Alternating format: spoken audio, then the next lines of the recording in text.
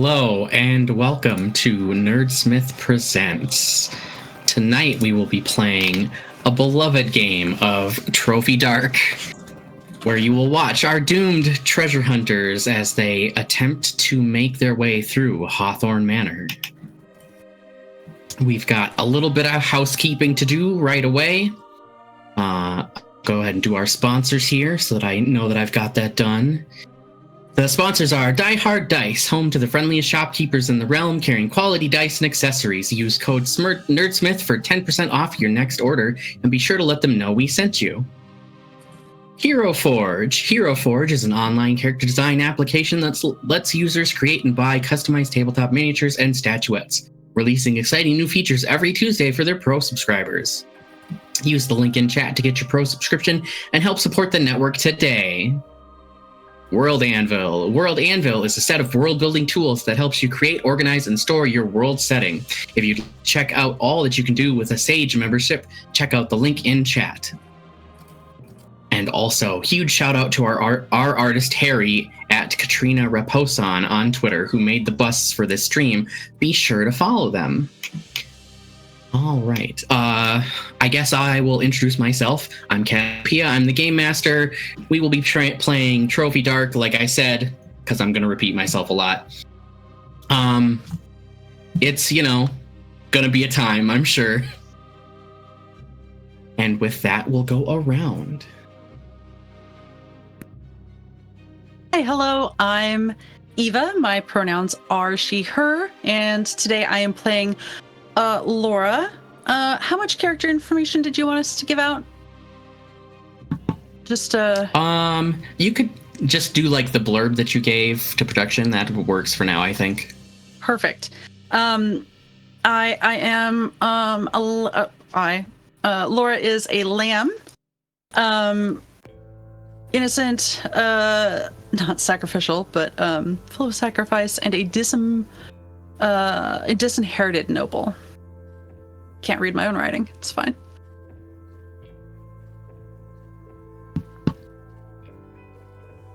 Right. Up. I think John was having camera. We're fixing camera issues. I look like a pastel collage at the moment. One sec. You were like very green. It was very silly. You took on illusion magic. That's all that happened there. All right. Since John's going to handle that, let's move on to Tori. Hello, my name's Tori, otherwise known as That Nerd Tori. I use they, them pronouns, and I will be playing Horatio Essex, who is a former seaman whaler who's literary-minded. Why am I not just reading the thing I said? Where is that? Okay. Yes, he is a literary-minded former seaman with eyes only for the past. He's a horrible little man. And we'll find out how horrible very quickly, I'm sure. And for out of order, let's go back to John then. Hello, I'm John Andoraya Masa. I use any pronouns, and I am tonight playing Bertolt Maradi, a older weaponsmith who says little and shares less, which I am sure is not going to cause any problems in this particular game. And I'm Rosie, Sweet Rosie B, just about everywhere on the internet, she, her pronouns. Tonight I will be playing Desirem Aram, a unmasked Feyborn naturalist, treasure hunter extraordinaire, settling a score on her father's behalf. They, she pronouns.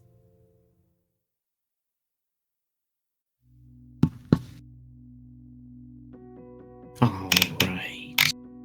So, I suppose we should set the scene a little bit. Hawthorne Manor. This world is in decline. Darkness encroaches from every corner as the dying embers wink out, leaching out both light and warmth. Life is hard in this world, and though community still exists to ease those burdens, people are harder and sharp as a flint, as you will find with our treasure hunters. While they have come together as a group for a common goal, they all have their reasons for being here. All right. So, It's been days of travel to get here to the edge of the forest that leads to Hawthorne Manor. It is evening. It is raining. The sun has just fallen beneath the tree line, so it's starting to get dark. And you have a choice to make immediately. Do you press into the woods, or do you make camp for the night?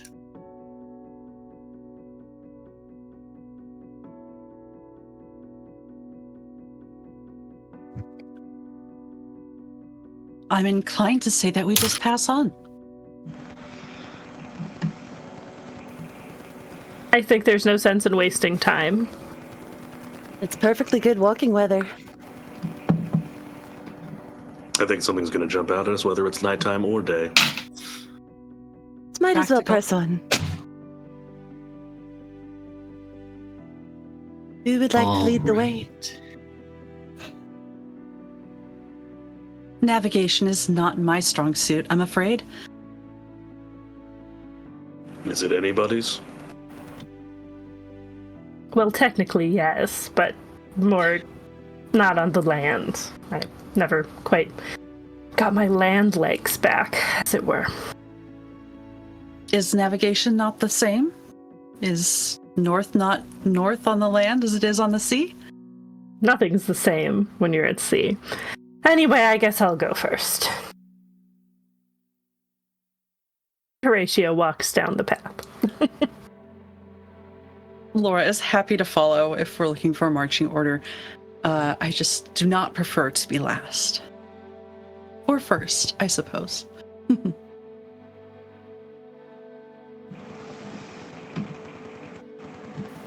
Excellent.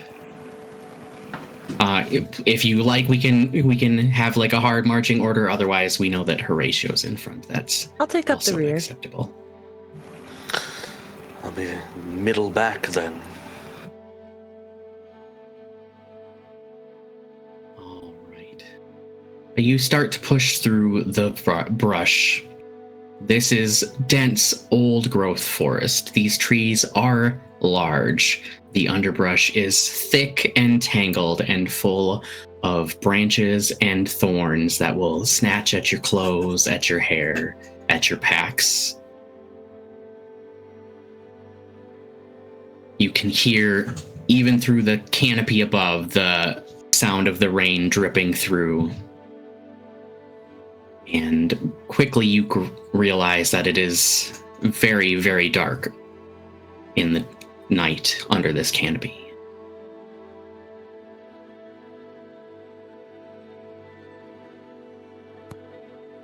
Look, I would never second guess our decisions. I think this was the right choice. I'm just wondering if anyone perhaps has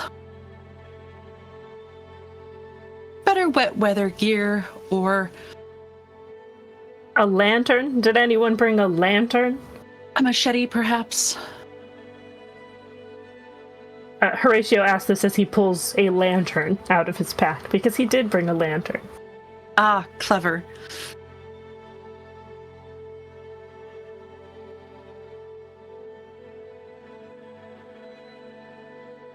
Okay. Did no one bring something to cut foliage with? I would ask that you not. The plants don't like it.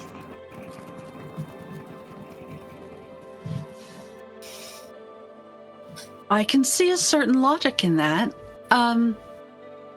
On the other hand, perhaps if they would not like to be cut, they would move. We could ask They're- nicely. They're plants, we can walk through them. I don't know the language of plants. Do you? Only those that aid in extant decay. Mushrooms and the like. I fear our way is not impeded by mushrooms. That is true, I suppose. I could try. Why not? I would like to try to in the way that she has plant magic, ask the plants nicely to let us through. All right. Would you like to roll then to see if the plants heed your question? I would love to. So, I'm using a ritual, so I have to take a dark die. This is specialty, so a light die. Light die. I don't feel like we're in any particular danger, so more as far as bodily harm. So that is highest number is a 5, and that's on a light die. All right. How do you cast the ritual? Desiram will sort of hold out her hands to the ground, palms down, fingers tense, as she sort of like relishes in the petrichor and the rain and all these earthy smells of the forest, knowing that this is their home. And they're not super welcome here, so trying to make as little fuss as possible. Asking them, in order for us to cause as little damage as possible, would you please step aside? In her own, like, internal monologue.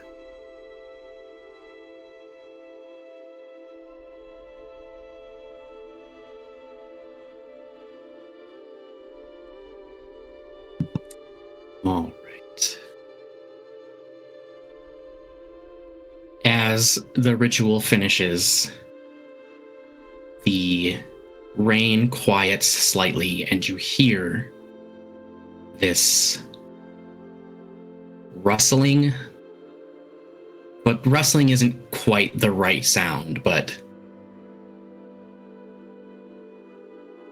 it's like when you hear tree bark groaning, except it's amplified by the denseness of the forest. And ahead of you, a small, maybe barely 5 feet wide at best, path opens up into the darkness. See?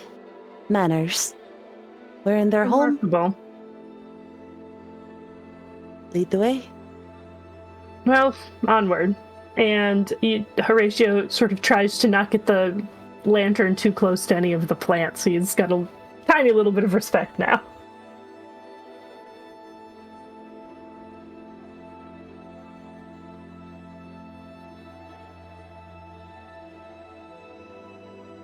Horatio, when you navigate on the sea, what do you use to do that? On a ship, it would be various instruments, but also at night, stars and such.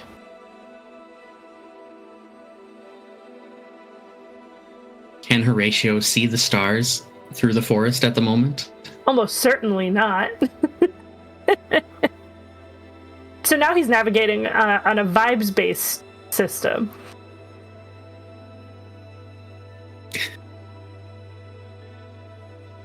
Excellent. I feel like that deserves a roll in that case. How many dice do I roll? All right. Let me pull up some more notes. I've had the privilege of getting to play Trophy Dark, but I have not run it yet, so rules are still... Regrettably, there's not a vibes section on the character sheet. Yeah. He has a skill in hunting, and I would like to think he is hunting the correct path. I don't like that. Why is Horatio? What are you I feel like hunting? you've learned something. He used to be a whaler. He's great at hunting. All right. So you take one light color die if the task is something you are skilled at because of either your occupation or your background. You take a dark die if you're willing to risk your mind or body in order to succeed. Sure. If it is a ritual, you have to take a dark die. You also can take another light die if any of the party or myself offer you a devil's bargain for the action. But unless someone else has an idea, I would say I don't think there's much to be gained from a devil's bargain this early. Why risk more than we have to right now? All right, we'll just roll these 2 die. I got a 2 on the light die and a 3 on the dark die. Not great overall. All right. He is a disaster man. Before I tell you what happens, if you are unhappy with your roll, you may add an additional dark die and re-roll to get a better roll, but you have to continue adding dark die every time you roll. What is the adding the dark Isn't that die? only when the highest die is a light die? I think they got a high dark, right? Yeah, I got my high die was a dark die.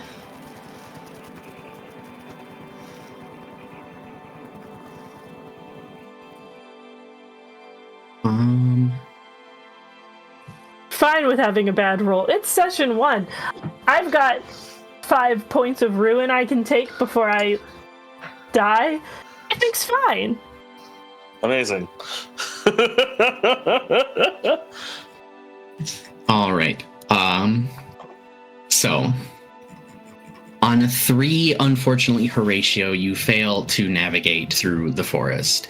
Even with the path laid out before you, you quickly become turned around, and even with your lantern out, you fail to notice the steep decline ahead of you, and you go sliding through the muck and brush down this ravine. Hit.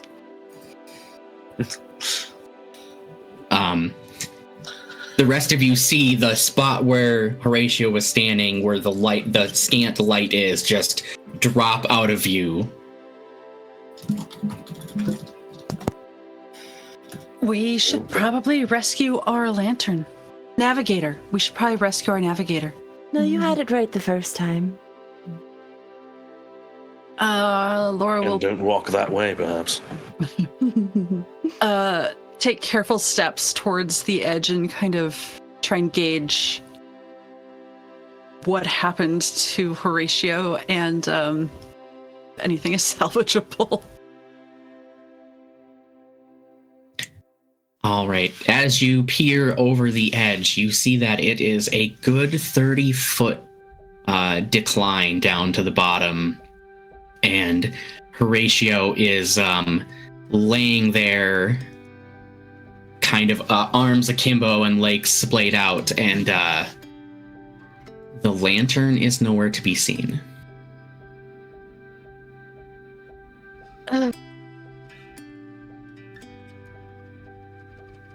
Horatio, are you... I'm fine. I will remind you that you all agreed to put me in charge of navigating us, so this is, in good part, your fault.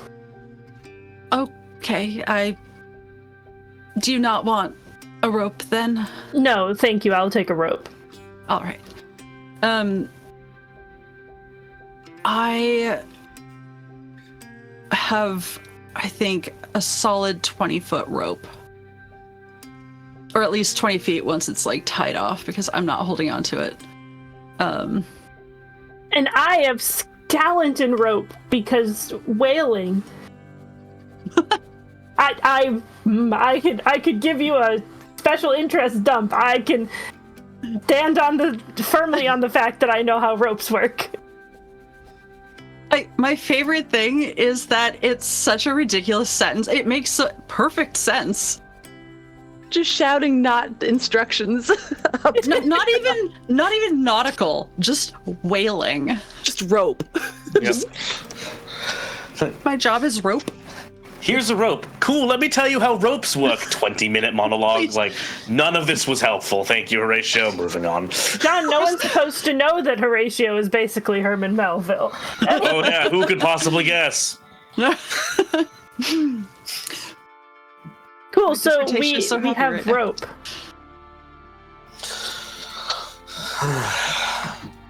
Do we have to roll something, GM? well, Yeah, You're the could one this go climbing. badly? Hold on Yeah. a second.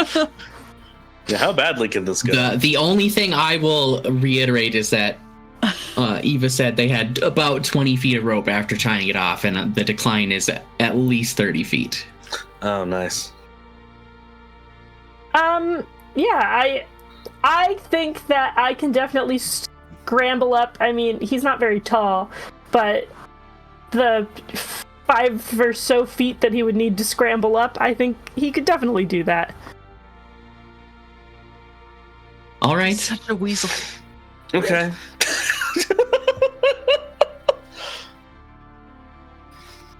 I will let Horatio do that without another risk roll to grab the rope and work his way back up. But So just the 2 die again? Or oh no, I don't have to roll? no, you don't have to Fantastic. roll. You won't have to roll. Love that. But in addition to having lost the lantern somewhere in the dark, as you're scrambling back up, something else falls out of your pocket. Ooh. So what do you lose in this attempt to get back up?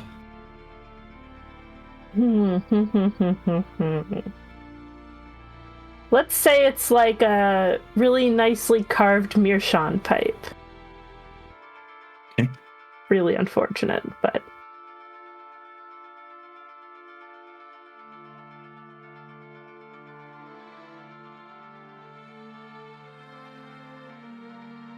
and I will say Right. that as he's scrambling up the rope, if you are paying attention to him, you may notice the injured part of his injured whaler background is he has sort of looks like his arm was broken and sort of set not particularly well, and you may see scars on it that look like rope.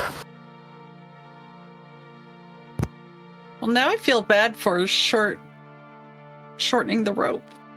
It's fine. It doesn't seem to hinder his climb at all. It's character development. Nice.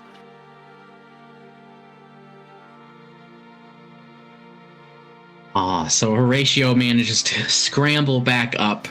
They are now caked in mud and leaves and damp from the rain above and the ground below.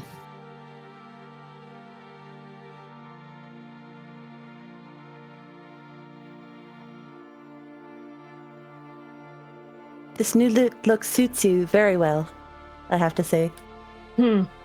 Becoming one with the forest. Thank you. Someone else should be in charge of leading us now. Just a thought. You're doing You so don't well, know. though. You don't have What another about- candle on you, do you? No, I didn't bring a second lantern. You should lead us. You're taller. No, I said a second candle. I didn't say a lantern. Pay attention, please. No, I didn't bring a candle.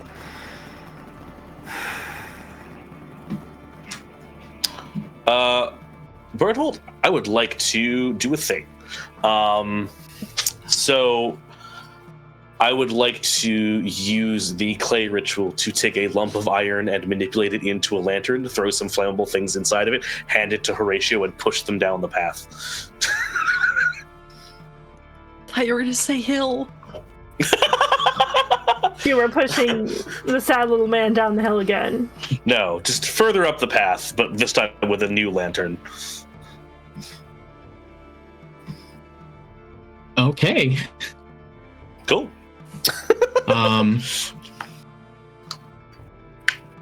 Well, you take a ruin for using a ritual. Fuck yes, we're at 5. Let's go. You're gonna die! It's session 1! That's okay. I don't think we can unruin ourselves. No, we can. Mm-hmm. Next art is going to be exactly the same, but with sunglasses. Next one is gonna have a scar through the beard. All right. Let's So what does this ritual look like then? Yeah, so Clay is using your hands to rearrange and reshape inanimate material. Bertolt just like has a large pack, and he just sets it on the ground, rummages around, pulls out a hunk of metal, and just whooshes it into the shape of a lantern, like molding it over just like it's clay in his hands, even though it's just iron, essentially. And then I think I have to roll for that too, right? Or does that just happen? It seems unlikely, Trophy Dark.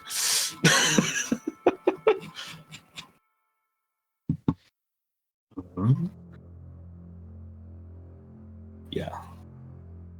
I believe you just have to make the ruin roll because I don't think you have to like make the success roll.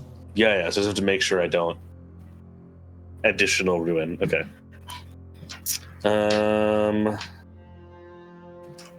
So is that just a dark die, toss it in and go?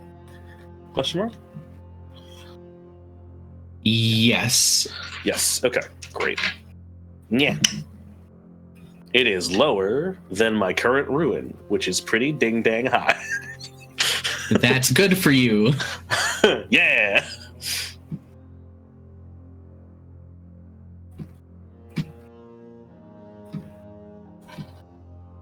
You have successfully molded a lantern and thrown what bit of dryness you could find either from the surroundings or perhaps in your pack.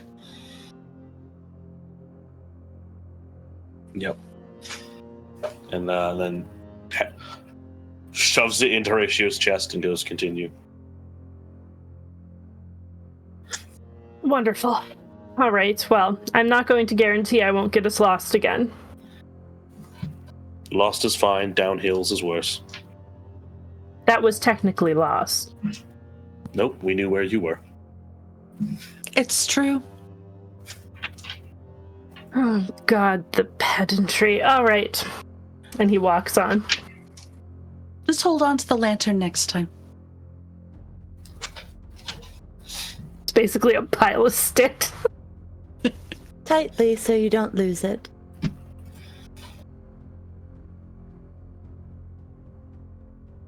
Trudges onward. He doesn't seem being too bothered by being covered in dirt, which sort of belays his literary fancy boy vibes a little bit. But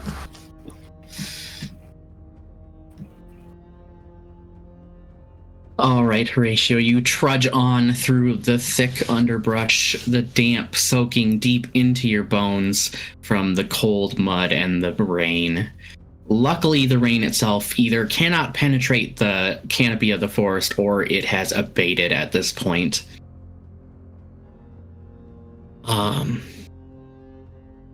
As you continue to trudge forward, the forest begrudgingly lets you through, even with the ritual having been cast for allowing you to pass. The forest very much is a hindrance. It snags at your clothes. It scratches at your skin. Every once in a while, if you're especially not careful, it might dump a torrent of water down upon you from the rain itself that had been caught in the boughs. And of course, the mud sucking at your feet in the underbrush. But after some time, you come to a clearing. A nice little ring of trees with an opening in the center. And standing across the way from you, just barely into the next edge of the forest, you spot a deer. And as you watch, something about this deer does not feel right to you. You're no expert on deer, probably being that you were, into whaling and ropes and whatnot.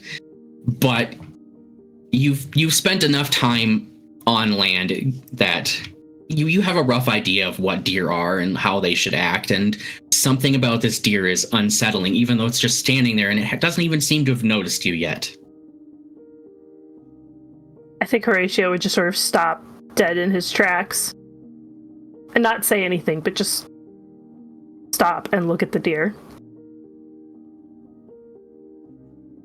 Laura is probably trudging along and just bumps right into him. Just, yeah, probably not hard, but just, focused on one foot in front of the other in the dark, in the dim lantern light. Oh, hey! Excuse yourself. Why did we stop? Oh. I don't like that at all.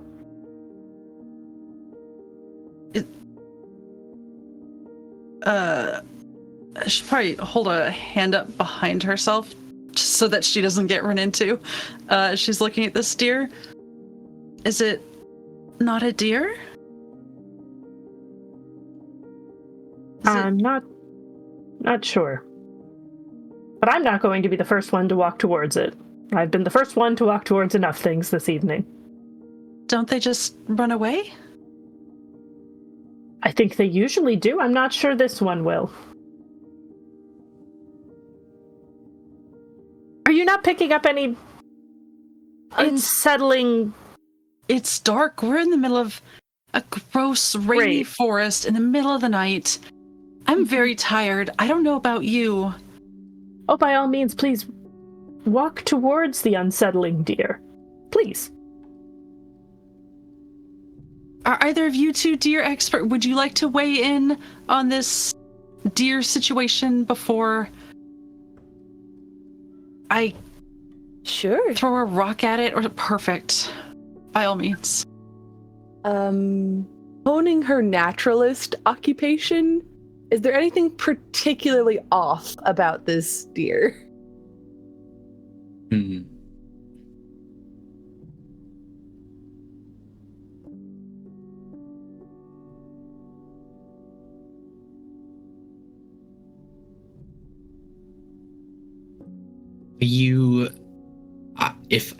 I think if you push your way to the front of the line and take a good look at it,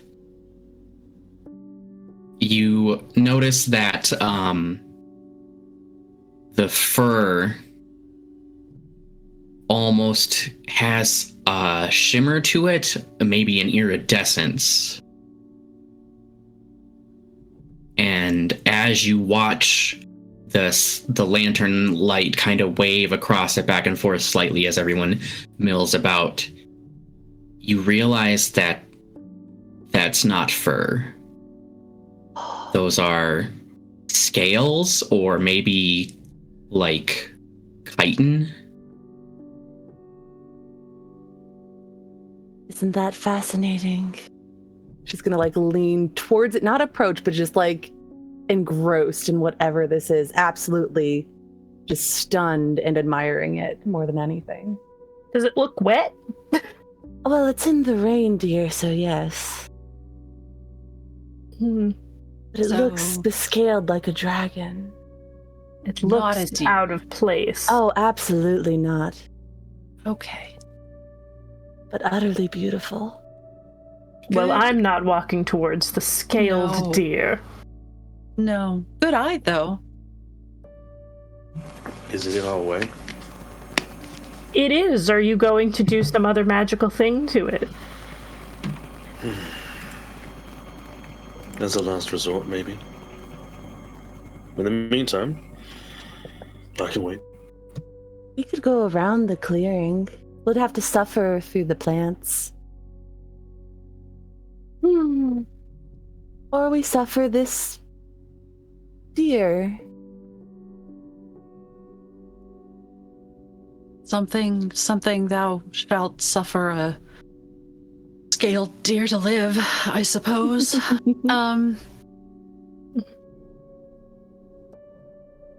It's still just standing there, and yeah, is it big?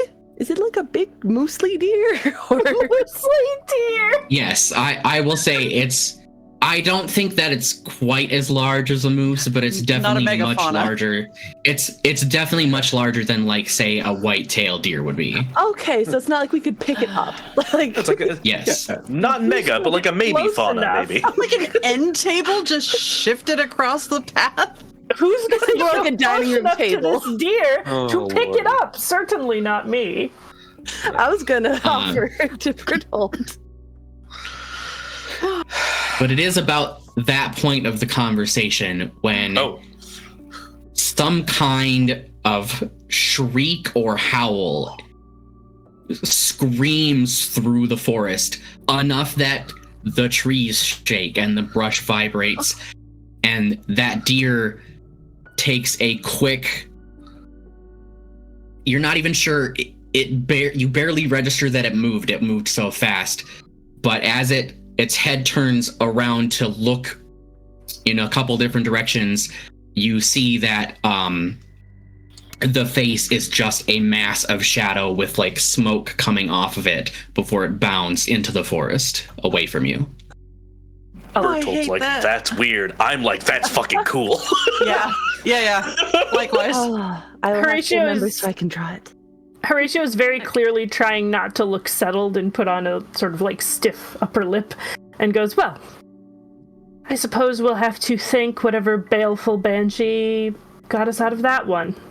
And just starts walking forward. Thank it from somewhere else. Yes. Perfect. From afar. From afar. Hey, like, what vague direction did that shriek, yell, like, come from? Was it, like, the forest? Was it, like, in front of us? Like, I would love behind us. Behind us would be great.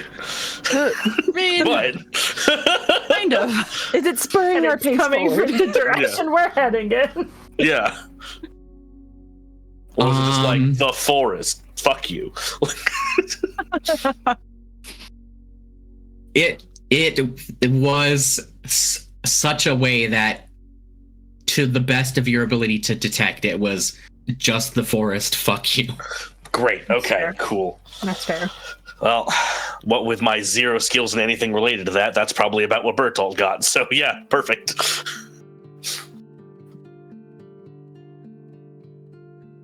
You should follow its lead and make a hasty retreat to wherever we're going to. I don't want to follow it anywhere, but yes, away. Not follow it, just Yeah. follow its lead. Oh, Be, yeah. be It fast, wouldn't be a quick. hasty retreat if we're heading forward towards our objective. And he keeps walking. She'll ponder that as they walk. Precision in language is important.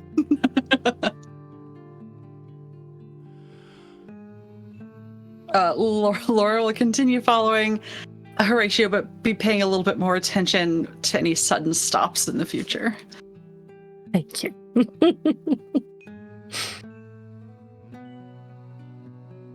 All right. Let's see. But you continue to push through the thick forest. It's much of the same. It just scratching at you, pushing at you. Occasionally, even the path that's been summoned for you gets lost, and you have to push through to discover it again.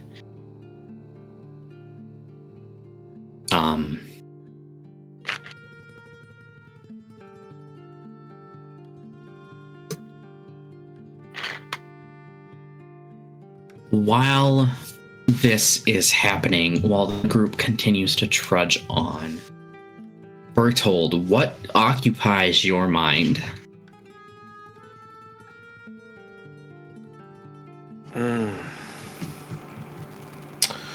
We've spent most of the time in a forest, I think, is an environment Bertolt is not particularly used to. He's not a stranger to it, but it's not a friend either. And I think he spends most of the time,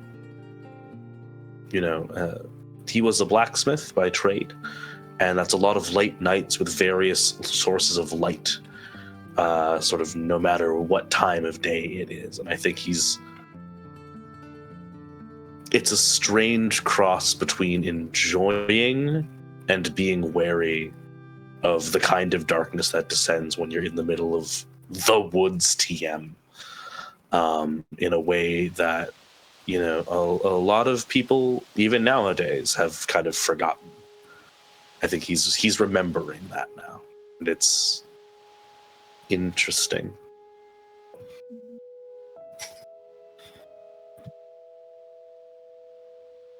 So you think about these things, and you think about your blacksmithy. What kind of place was it? It was a place where the work came with the times, and that meant primarily nowadays weapons of war, weapons of killing, the occasional horseshoe. You could call it creative by any stretch. You need to understand, you need a good grasp of the art in order to make those things with any sort of consistency. But there wasn't anything. When you're making weapons en masse, there's no fun in it. It's what is the most simple, brutal line you can make from point A to point B, where point A is a swing and point B is a death. And so there's no ornamentation, there's nothing fancy. And he's been looking for a reason to do that again and hasn't quite found one. What that says of a man who decided instead to close up shop and do this, well, you can guess, so you can watch 3 more episodes.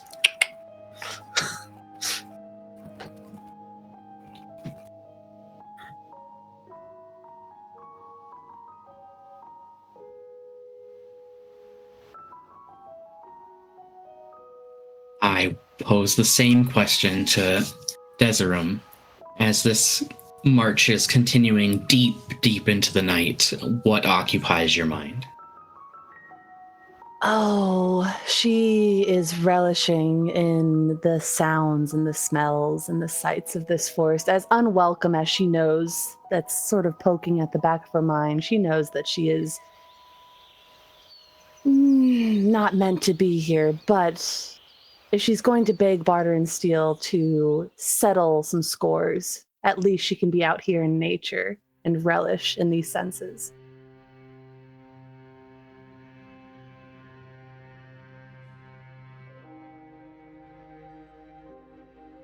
She's thinking heavily on that dragon deer and sort of trying to take in and remember all of its details so she can sketch it later for notes for posterity.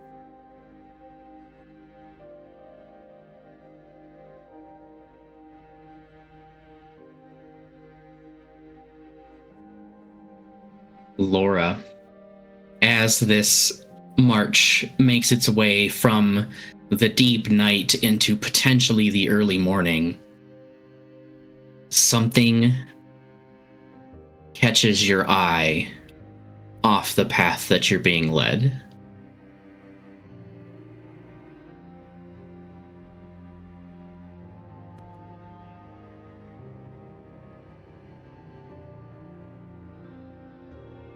It's been such a long night on top of such a long day.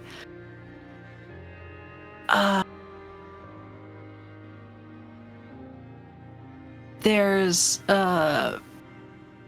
hesitation, a hitch in her step as she's at this point probably footstep in footprint following along. And she's going to pause briefly and try to get a better look. I don't think there was anything clear, maybe a glint or a passing shadow that didn't seem right. I get the impression it's more curiosity than terror, you know? And she'll pause for a moment considering and see if there's anything better to see, or if it's worth holding up the folk behind her. So you take this pause and you turn to look where this caught your attention. And you realize that you haven't seen much ruin. Like, there aren't a whole lot of like fallen trees or like, obviously nothing looks unnatural outside of the deer so far, but like, you haven't seen a lot of, you know, broken limbs or things like that. So when you turn and you spot this cracked and jagged broken stump of a tree that barely reaches 10 feet into the air,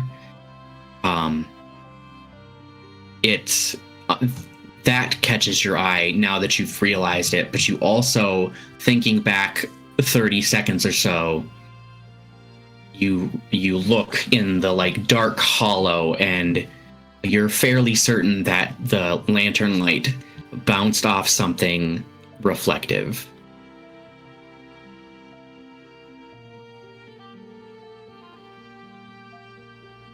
Hold on. I just want to take a look at something. And is it another unnatural creature? No, I don't think so. That kind of why it's worth checking out, I suppose. Do you see that tree?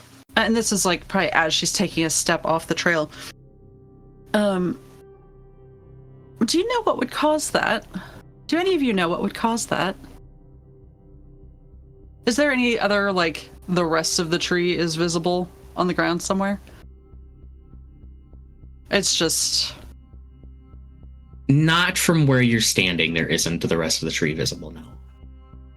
Horatio would, like, Horatio would, like, hold the lantern towards the tree and say, I don't know, some kind of tree rot? As the lantern light swings back over to it, you can tell that it was probably an older tree, and it was struck by lightning, perhaps. It's that kind of like burnt, jagged top. And then you definitely see like the glint of something in there with that lantern light coming around again. I have to investigate it. It's not that far off the path, and be something of value. I'll make my way over and reach my hand in if I can reach it. Do watch out for sudden drops. That's smart. That's good advice. Yes, you can definitely reach your hand in there. You feel a small ornamental box of some kind and a pouch with something inside it, in addition to the box. I will pull them both out if I'm able. You are able to. And I will make my way back to the trail.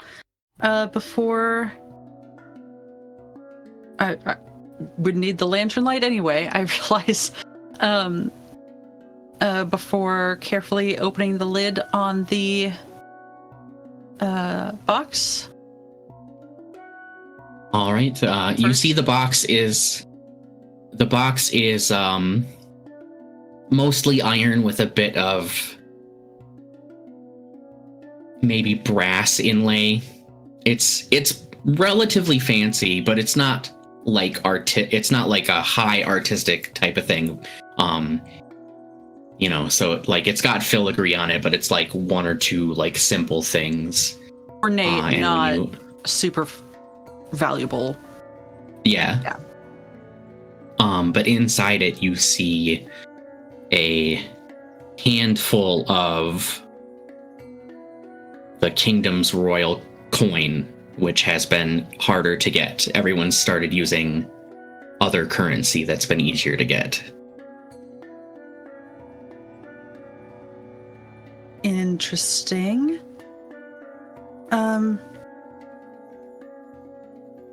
And the pouch?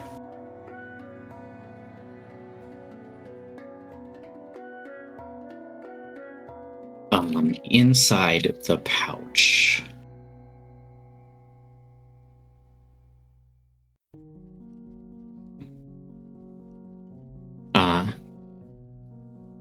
One Laura pulls out this item from the pouch.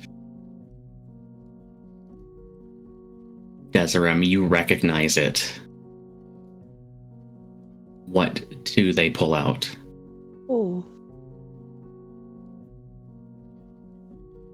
They pull out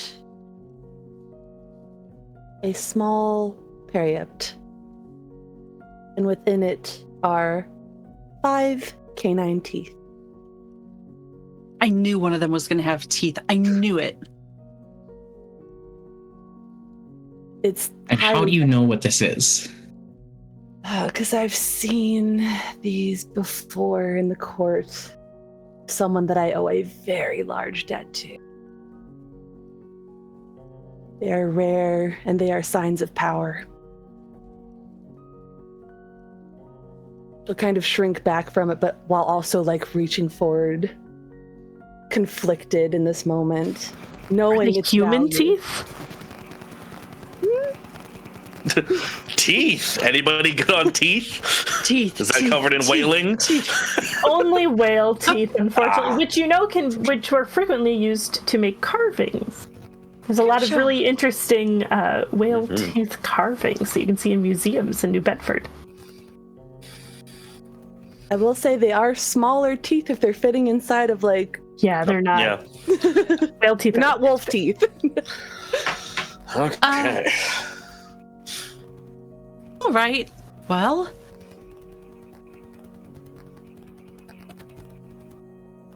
it's teeth. I found teeth. And I guess. Lovely. No, I mean, there's money too. Right. And teeth. It's money and teeth. I would argue Do the you teeth need are the more box? valuable. What? Do you And need the box?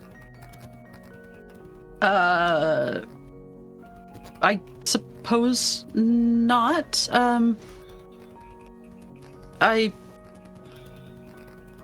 Would you like the box? I need to replace the lantern material. That's sound. I will. Oh, it looks like there's something here for everyone. A box. Some teeth. I like money. We will split the money. Desirem, I don't want to ask. I'm going to ask. Why the teeth? What are the teeth? Oh. Why 5? I'm not sure why 5 specifically. That seems to be a number that he likes. He has 5 marshals, 5 teeth. He has 5 teeth? No, he has he has more than 5 teeth. Believe me, he Okay. has far more than 5 teeth. I don't like that any better. You know what? I'm gonna just who are put we it back in talking the about? pouch. Yeah, that's what I'm wondering. Oh, not anyone you would like to meet. I have had the vast displeasure of meeting him and owing him. This will certainly garner some favor, I would hope. I didn't think I would want to meet anyone with too many teeth, but I would like to know who he is. Oh, his name is Assyrio. He is, I believe you mortals call him the Tooth Fairy? Us mortals? You know what? Wonderful. Here, just Yeah, just that's gonna tie the figure that pouch one out back later. up, Thank you. hand that over to Desirem, and She's going to take like a big sniff of the pouch. Yep. Well, that's You not are one of disturbing the at all. strangest people I've ever met. Thank you. Not the strangest, but one of. She'll tuck it away. Laura will spend the next few minutes dividing up the coinage and hand over the appropriate amount to Horatio. Thank you. And he tucks it away in his backpack. And now she's gonna spend the next chunk of the hike trying to forget any of that happened. I think she's going to, at this point in the exhausting journey, and after that weird situation, just start fondling a necklace that she has on a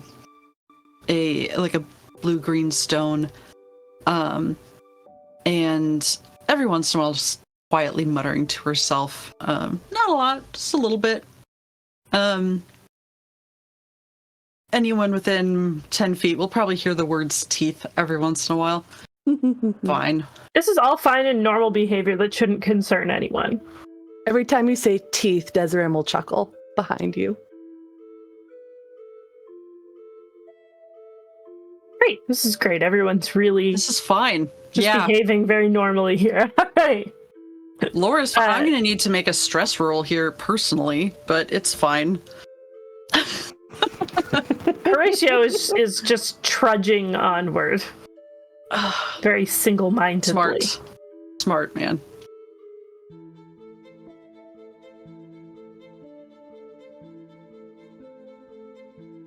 Horatio, when was the last time you stayed up this late? Horatio's a bit of a night owl. He would stay up quite late, I think, frequently. When one is on a ship, especially a whaling ship, you would take turns on who gets night shifts, essentially, to stay up and make sure nothing horrid is happening in the middle of the night. Or, as the case may be, watch for whales. So I think, he is very used to staying up late and does enjoy kind of the solitude and especially here the penetrating darkness is very familiar, I think. So, remembering back to your night shifts on the ship and being at sea, you first start to imagine seeing whales in the darkness of the forest, and your mind wanders as you trudge one foot in front of the other, and you find yourself thinking back to the worst night you had on that ship. What happened that night? I think the worst night on the ship would have been when a dreadful storm kicked up out of nowhere and didn't sink the ship, didn't overturn the ship, but came very, very close. And they would have probably lost a couple of whale boats and lost a couple of sailors as well. Very, very significantly lost a couple of sailors. That's probably the worst part for Horatio.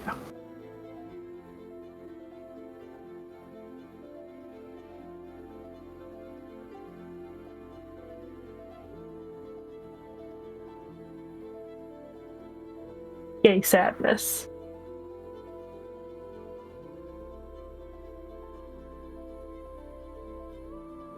Berthold, as this march continues, you have a feeling that it's gone from the middle of the night to morning-ish.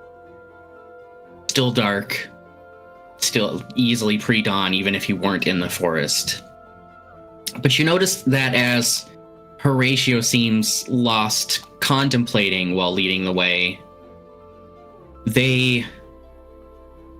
it's hard to say in the brush, but you don't feel like you're going in a straight line anymore.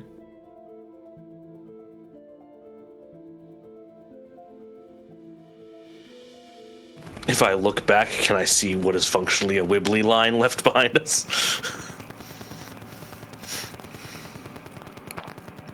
Looking back, I don't think you see any line.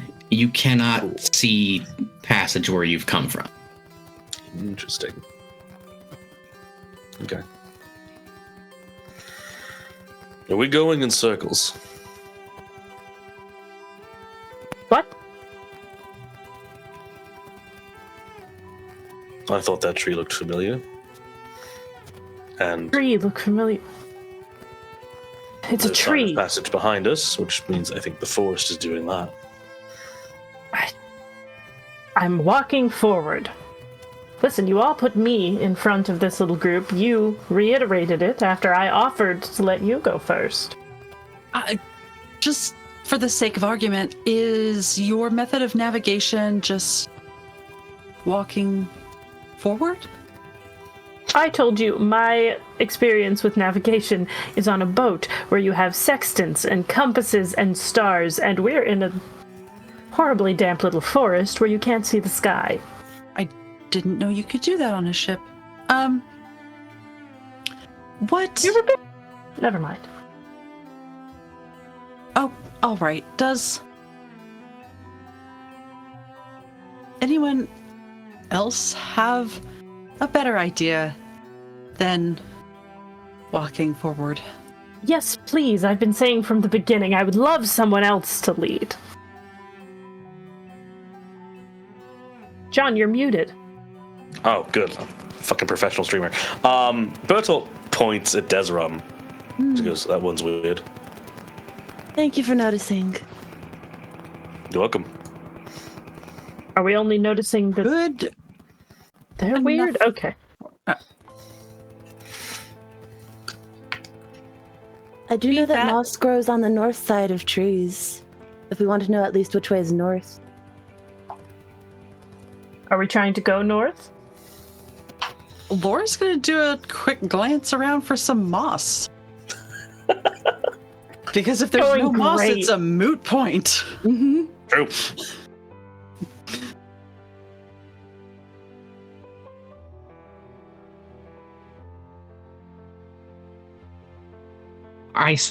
You can find some moss, I think.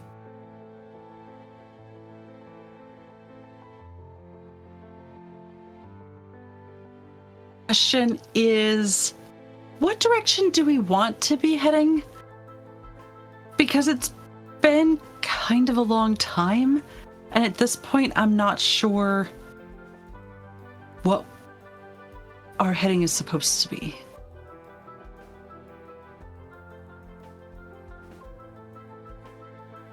That's a good question.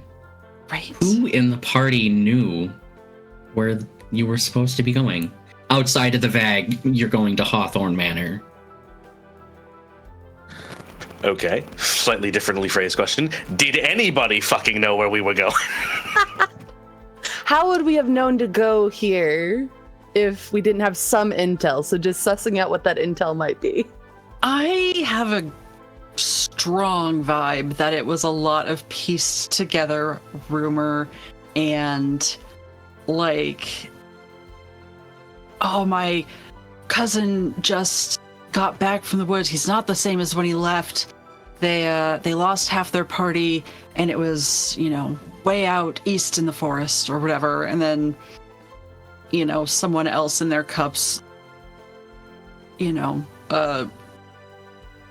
kilometers south of the big cave with the scary tree out front. No, not that scary tree in the cave. The other one further south. That sort of awful, like if you draw a map of it, it's actually like there's no possible way that scale works. Which Yeah, I feel like is how the woods works anyway. But I was gonna say, I think Horatio would have tried to get some kind of map because at least he understands the importance of charts and maps. But the most he was able to get off of someone, and did he pay them? Did he steal this? Did he strong-arm them into drawing this on a napkin? Who knows? Is that it is sort of just like a very crude drawing of a general path to the house, but Not much to go on.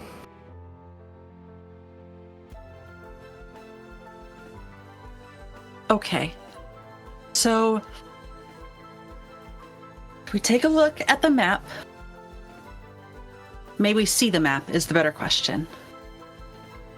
Oh, certainly. I don't know how much good it will do any of us. And it is, I think, probably scribbled on a cloth napkin. And Laura's absolutely holding it probably like upside down, like 90 degrees, not even fully upside down. Mm-hmm. Yeah, just okay. If we look at this logically, and what's the last known landmark on this map that we've seen? Is this a cave or a tea stain? Both? Possibly. Okay. Is the clearing on there anywhere? Is it this blotch? Or is this where a saucer was sitting when the tea spilled? I don't think there was a saucer. Okay.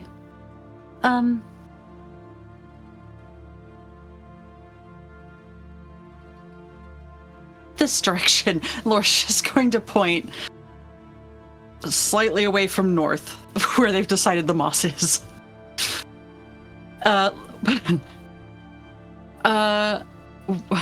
Let's just keep going this way, keeping moss on this side until we come across a body of water or a hill.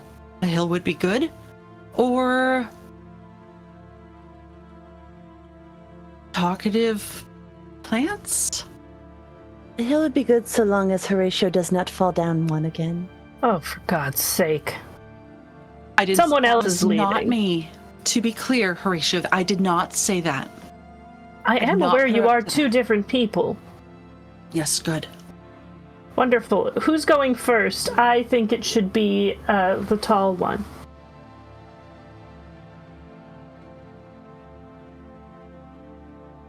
Surely he will block our view, though. On the other hand, he can hold the lantern higher and cast more light. Slight point of order. How tall is everybody? Because I Older feel than like you. Small. Okay. Okay. Horatio's like maybe 5'5". Okay, cool. Because I think we are all. I get that we were operating on an assumption here.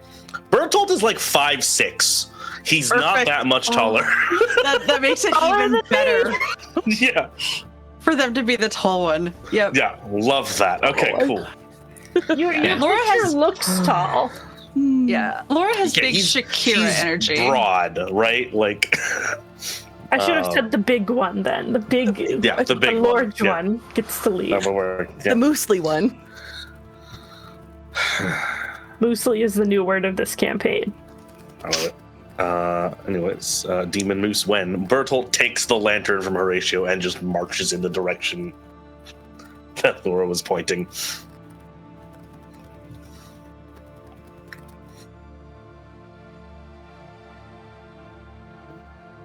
All right. Bertold starts to march off in that direction as told by Laura. Who will follow? It seems rude to not follow after that. It was my idea to make him go first, so I'm following too.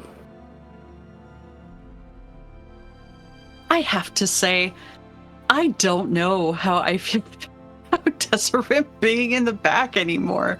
I was feeling great at first, and now, no. It's just... We don't like the person who refers to us as mortals being in the back. I'm The sure tooth nothing will collector? go wrong. No. Don't worry about it. You could be in front, like put us in front, and then we don't know where the fuck we're going. Like, Levels of trust. We're establishing them.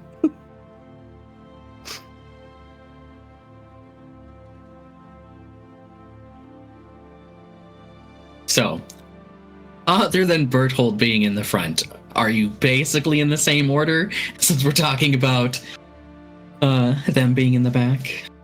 Unless Horatio really wants to be second, Laura's perfectly fine staying where she was. And also having that little buffer between her and the teeth. Yeah, Horatio's not bothered by teeth, so Horatio's A-okay being second to last. Maybe I should say the reaction to the teeth. That's probably more accurate. Yeah, the teeth themselves aren't the teeth themselves were fine. Less the teeth and what happened and where the teeth went immediately afterwards. Yeah. Horatio should be more bothered by it, but he isn't, which says something all on its own. Yes. Sure does. All right. All need therapy. And I'm sure we'll get it. That's what this Yeah, game's about. definitely. That's what Hawthorne Manor is, right? It's just like It's a therapist's office, yeah. You can't have therapy. TreasureBot is fine. Mm-hmm. Like retail therapy, but more complicated. Yep, it's retail therapy with more steps. Yeah, more steps, exactly. All right. Okay. So, Bertold, you start to stomp your way through the forest.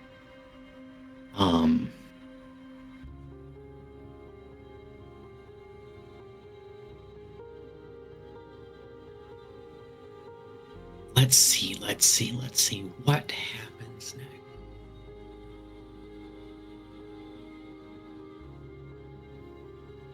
Bertold, you finally, after some more time, start to notice what you think is perhaps the sun rising.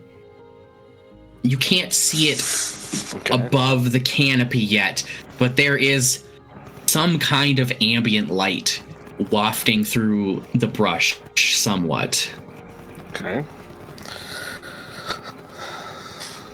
As you continue to go, this light grows brighter and brighter and brighter. After a few more hours, you're not sure it's daylight after all, because if it was, then the sun would be somewhere off to your side, shining through this forest with how bright it is.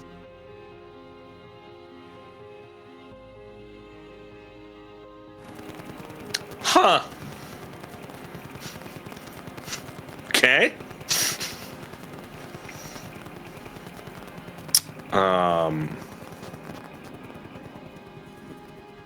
I don't think Bertolt says anything at the moment because he hasn't figured out really what the fuck is wrong, but it's just kind of looking around like he's clearly noticed something is up, but hasn't found words to put it together yet.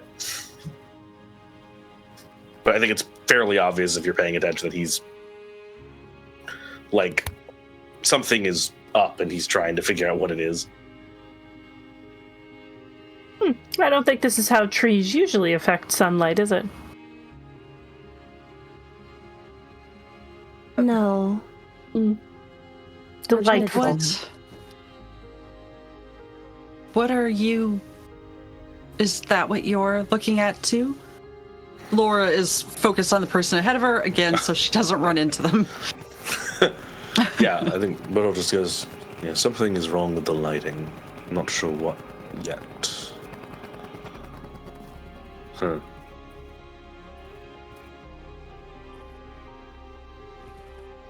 Does it smell like fire? Is that a question for me? Yeah, for you. I thought so, but Fair. it does not smell like fire, and also the color of the light does not look like fire. Huh. It look like sunlight that's just being really, really interfered with?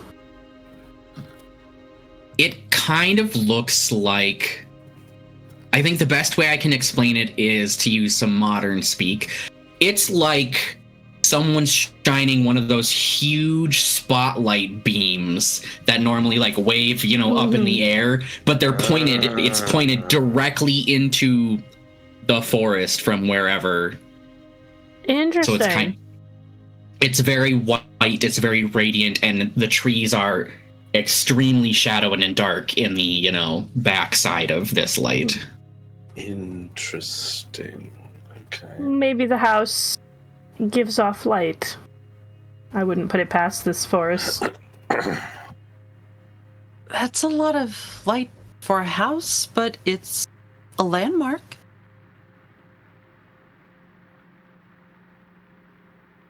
Shall we head towards it? I think as long as we don't notice a lot of things heading away from it. That is a very fair point. I don't know if it's more of those scaly deer. I would head in whatever direction they're not.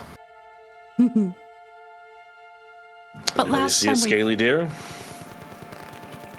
Nope. No? All right. Watch your step, mind any hills. Move towards the light. All right. Moving towards the light is odd because it's so bright that you're moving towards a tree to have a little shade. You kind of turn past the tree and you don't really want to walk directly into this light because you're basically doing this and unable to see to try and make any headway. So you're kind of weaving this path, from tree to tree. But you do realize after a short amount of time that the ground is sloping upwards slightly. And after a little more time, the slope becomes a little steeper and the trees become a little thinner. And after a little more time, you happen to find yourself in another clearing, this time at the top of the hill. And when you reach the top of the hill, it is dark as pitch night from the top of this hill, any direction you look.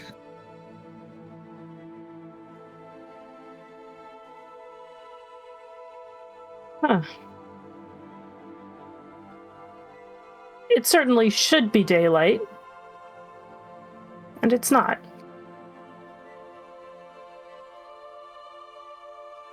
I'm sure this bodes well. I'm sure something's just playing a mean trick on us. I don't know that I love that either.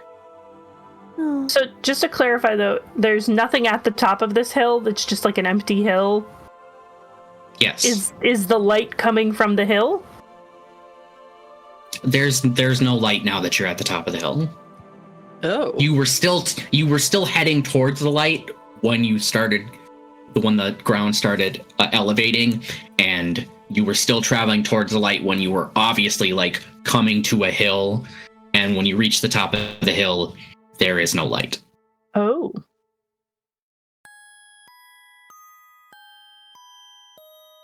Did something lead us here? In retrospect, maybe we should have slept at some point. Are folks tired?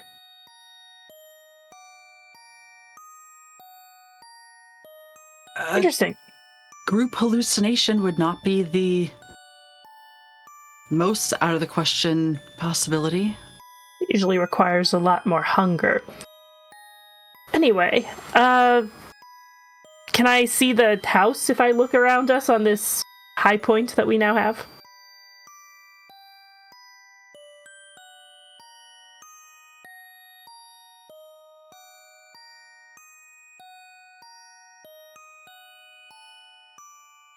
You can't see the house from where you are, but you do see off in the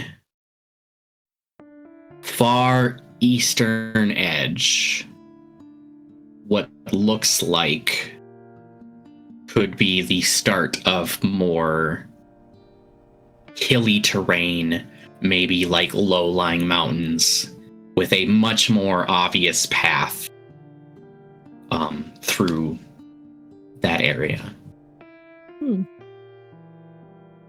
Would I recognize this darkness as an illusion?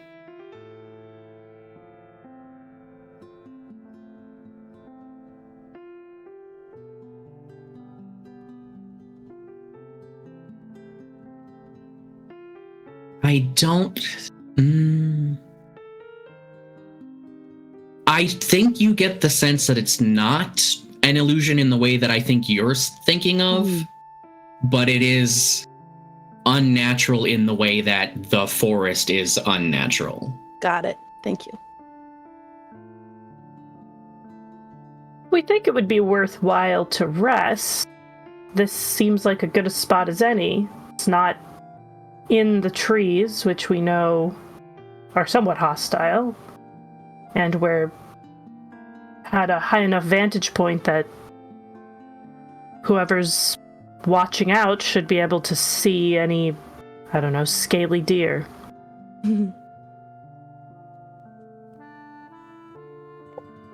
Agreed.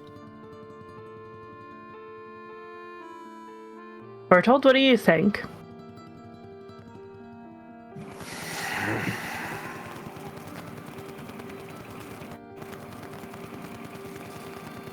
A man of many words. Can't say that I do. Sounds like you have a plan.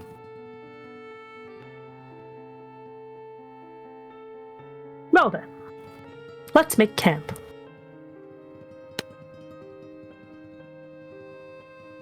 So, what do each of you do to make camp?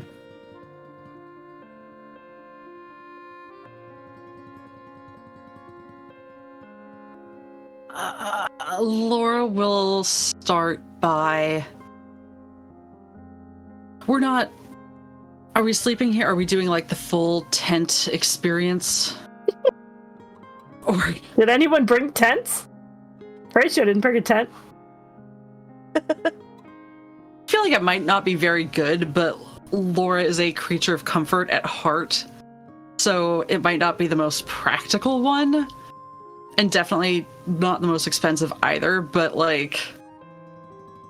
Oh, this is a terrible character trait, but like she'd go into a store and be like, I need your best tent, and then just whatever the shopkeeper told her was the best one, like no research, no cross-checking, no reading the tag or anything, asking whether it's rated for, any of that, like just great, check.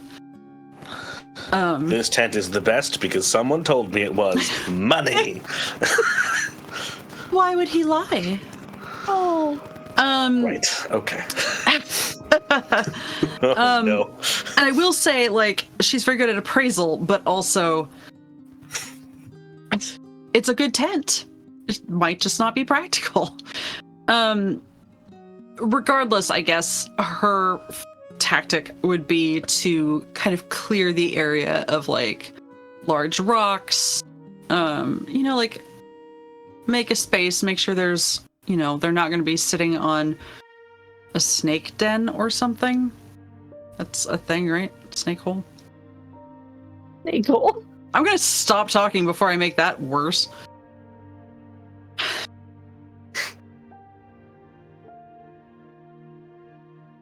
Horatio. Yes, you can find a suitable spot on the hill to set up the tent where it won't be uncomfortable. Thank you. Horatio just has a well-worn bedroll and a very itchy-looking heavy wool blanket, which he puts out and I think would sort of bemusedly watch this tent get set up while probably writing in a journal. At some point, he would realize that he lost his pipe in that fall and would seem to be in a very sour mood about it. Perhaps a little bit more than one would expect.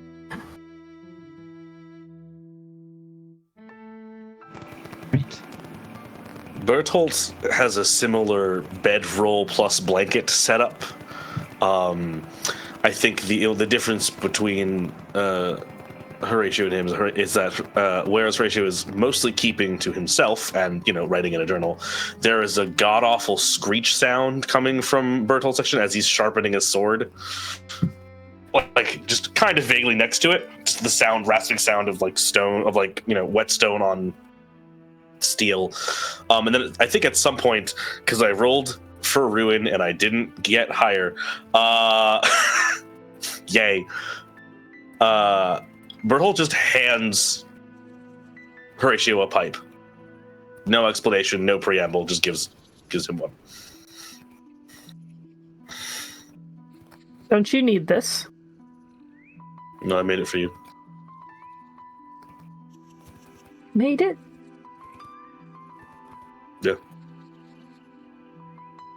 You've been looking for one and you didn't have it, so. How did you know that? You weren't particularly subtle about it. I was sitting right here. How did you know I was looking for a pipe? I could have been looking for anything. Berthold points at all of the things you got out to smoke the pipe up until you realize you didn't have a pipe. Points at his pile of things over here of pipe smoking stuff. And then just shrugs. Fair enough. Thank you. Mm-hmm. And he's still in a very bad mood, but he will turn back to his things and smoke his new fancy little pipe. I'm at Ruin 6, let's go! No. You're dead? The one act rolling of for? kindness breaks you? Doesn't that mean you're dead? Broken. So my question to this is, if it's going to be a Ruin thing to do a ritual for it that actually matters, do we care if it's one that is functionally irrelevant for the purposes of actually gameplay? Or otherwise, I'll just make a pipe. He's good at that too. It just will take slightly longer. Spitefully uses this ritual just to get her. Oh, God. Ugh. Cass, that's up to you. Horatio would feel bad either. I would feel bad. She's an icon. This is incredible. And Desiree turn around and Yeah, so basically we can absolutely do this with a ritual. Otherwise, it'll just take longer for Berthold to have done that. Like whittle one. Yeah, All right. Well, here's the thing. So, that's my I question was- to you is how the best way to do that would be. right. So, I was gonna say once we have the camp scene done, we'll take our break. Okay. And I figure we'll take 10 minutes, a couple minutes to use the bathroom, get a drink, whatever. And then we can come back and you and I can talk about if this is a Ruin thing and what's going to happen, or if you just whittled it. Yeah, I just don't know how that. I haven't played this game in a hot minute. I don't know what that means. We'll find out. Yeah. So, let's talk about it. John's pushing all Okay. the buttons just to see what they do. That's me in every game. I play Magic with John. I know how this works. It's unfortunate, isn't it? Fair. Fair. Oh, no. So, with that said, what does Desiree do to set up camp? Oh my gosh, Desiree has a quite small pack that she carries stuff in. You will see them take out, which it must take up the majority of the pack, this ostentatious chartreuse velveteen circular pillow that has all this fine beadwork on it. And she'll put it on the dirty ground, sit on it, take out her journal, and begin sketching in fine detail that scaled deer. When she's done with that, she's going to take out the little periaptive teeth and sketch that as well. Just humming a little off-key to herself, not really bothering with anyone else unless they ask.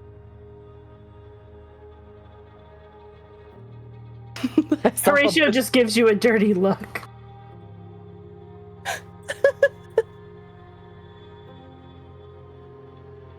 All right. So, it seems like most, with the exception of the pipe gifting, everyone kind of keeps to themselves. And so I'll say, as you all retire for your rest, that's where we'll go to break. Yay! Welcome back to our doomed treasure hunters who have just set up camp for the night. So, does anyone take watch?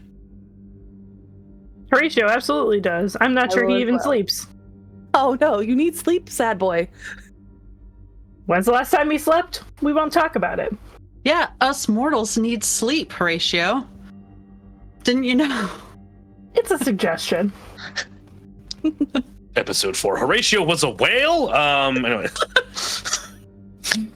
Also, That explains so Whales much. also sleep. apropos of nothing, rumors of my death were greatly exaggerated. Yeah, he's fine.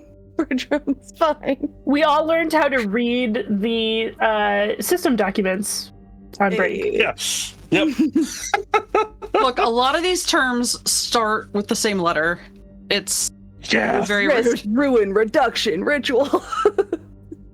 And Fine. in mine and Okay. John's defense, it's 11 p.m. on the East Coast, so... Oh, same.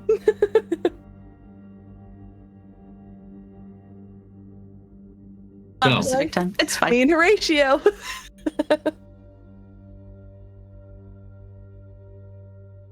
Horatio, do you take watch or are you just not asleep? Because there is a difference. You're He muted. would take some... I mean, like, if no one else was watching, he would also take a watch shift, but most of the time, he's just awake and writing.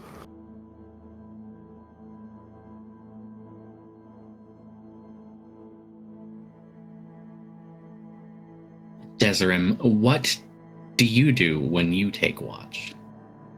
When she is committed to taking watch, she will close her journal and, true to the name, will watch both the environment and her peers for any sign of anything unusual. If Horatio's writing, she might saunter around the campsite to peek over his shoulder, see what he might be doing, writing about.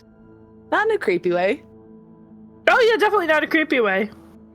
I think if feel you... like the fact you had to add that is... I think if you peer over his shoulder, he would absolutely slam whatever his notebook shut and say, "Can I help you?" Just looking for a bit of entertainment. You won't find it here. That's a shame. And she'll walk on. Just doing small circles around the campsite, keeping the same radius. She knows where the bounds of the good graces of the forest are.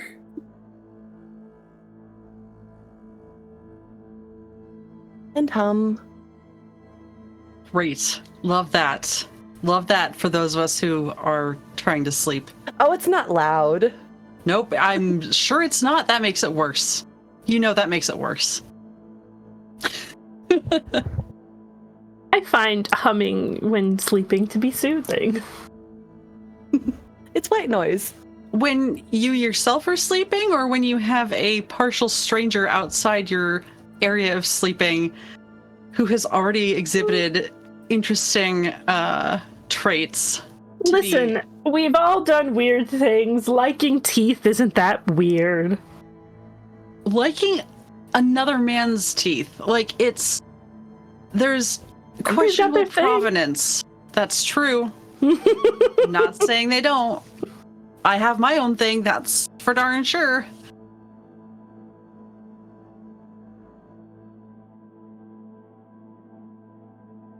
So we keep watch as I orbit.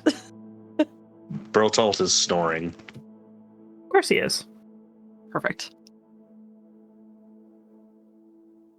Laura All is right. in her tent, which is probably desert rated. Thin, flowy fabric, very, very nice, perfect for the desert.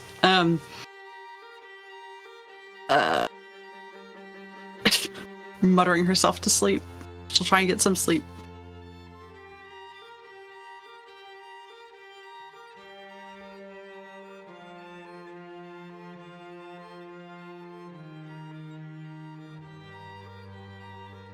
As the rest period passes, since you can't be sure if it's day or night,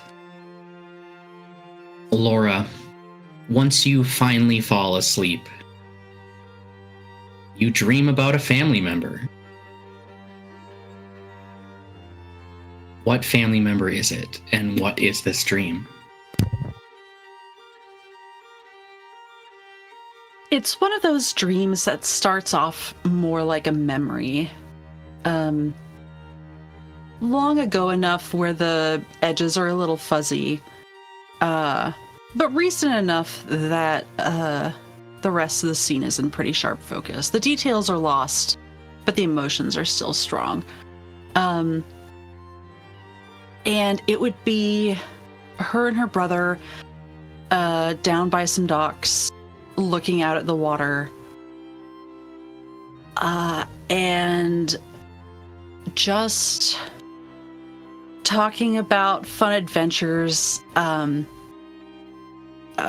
in literature and, you know, all the dashing stories that make people want to run off to see.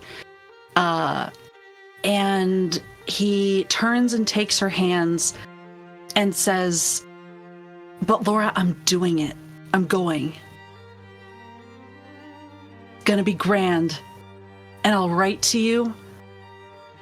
And I'll be back."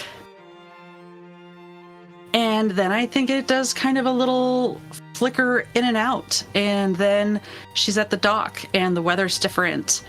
And the tide is higher. And he's not there. And maybe it's getting a little stormy. And it flickers again.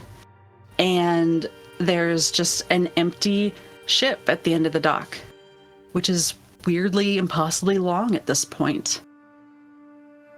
And then the ship is gone, and it's a weird light that disappears when she gets to the end of the dock.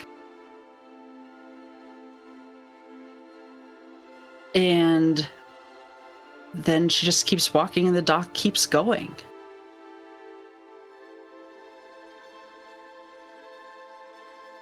I think that's it.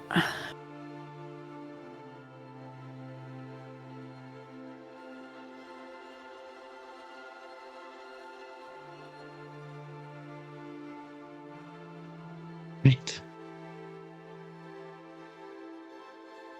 Desiree, one your time at watch, you feel like you've spent enough time wandering the perimeter and staring at everyone, and you even, you know, once Laura fell asleep, you walked into the tent ever so softly and stood there over her bed and watched. Horatio, let this happen.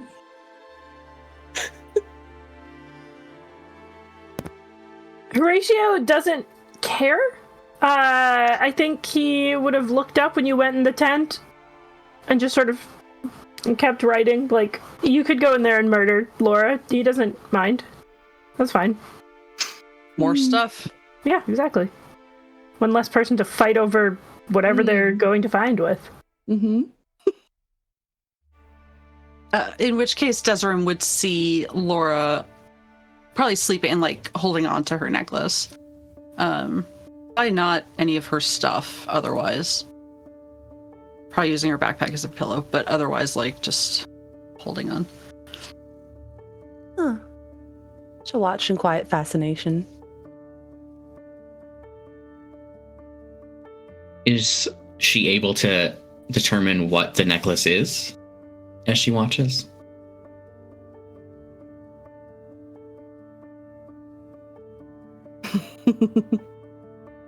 Is it a gem? Is it, you know, a cross? Is it an item of some kind? Or is it small enough to fit in your fist? As you I just had it. It's going to be about that big. Yep. Thank you, green screen. Ooh. And probably a little more symmetrically shaped. So maybe if I hold it like this. No, not really symmetrically. But kind of a heel shot through with silvery white striations isn't quite the right word, but if you are into gemstones and minerals and have a better memory than me, you probably know what I'm talking about.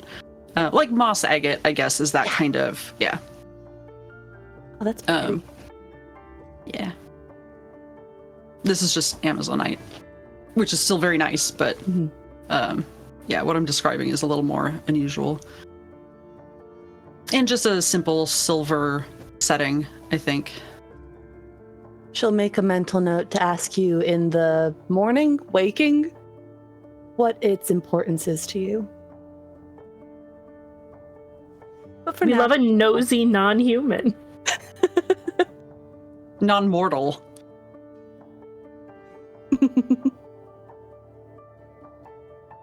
after a time, Desiree, you step back out, and I'm assuming you pull out your cushion again to sit down on it.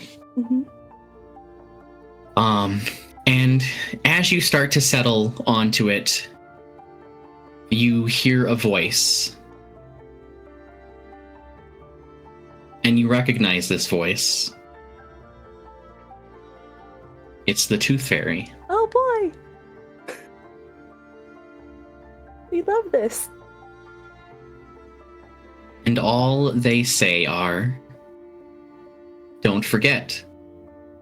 And you realize that earlier, in addition to being given the teeth, everyone was given money.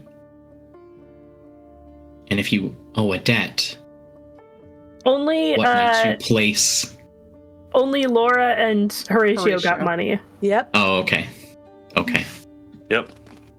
Desrim got teeth. I got Got the teeth. Bertolt got a box. Yep. Okay. What Bertolt asked for. It's what Desrim asked Well, for. So you were given teeth. And what do you give the Tooth Fairy? Teeth.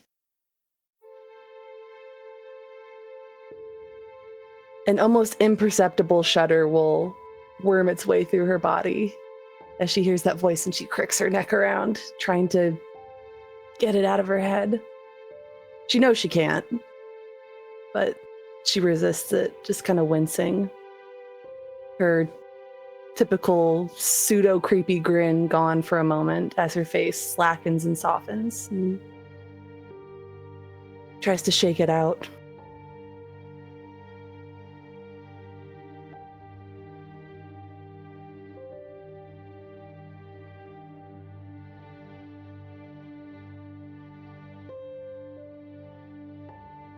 I will say that maybe a half an hour before everybody else wakes up, before waking time, morning, whatever we're going to call it, Horatio sort of just almost passes out for just 30 minutes or so.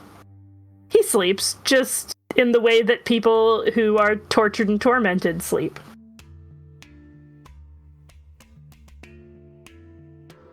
Oh, all right. That's okay. Let's see here. She'll watch you too. Horatio, as you succumb to unconsciousness as opposed to sleep, That's the correct way to put it. As the nap takes you,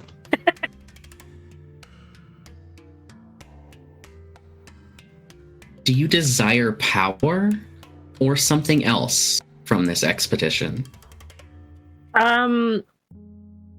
Not power in the sort of all-encompassing sense. Horatio desires the ability to do one specific thing more than anything else. Not power as a general concept, the power to do one thing.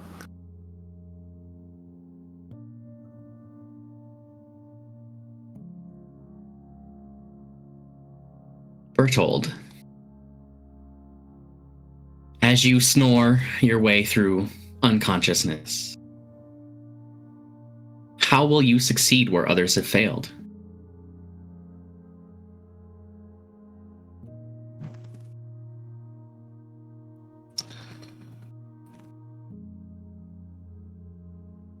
many come to an expedition like this seeking something, looking for a specific answer to a specific problem. I think Bertolt's answer to that question can be found in the fact that when he sleeps, he doesn't dream, and he hasn't dreamed in a long time. His answer, the reason why he will succeed, is because when he dreams again, he will have found an answer, and he doesn't particularly care what that dream is.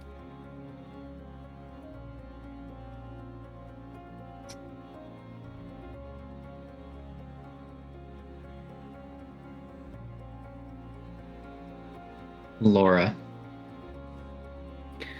how would your life change if you make your way through the darkness of Hawthorne Manor and return in triumph?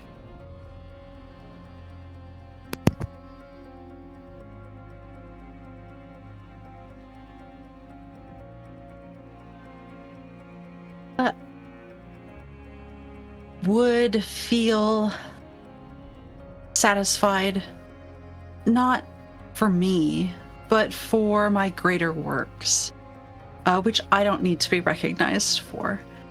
It will be enough just knowing that they're done. And all the sacrifices made along the way will have been worth it. Not just for me, for everyone.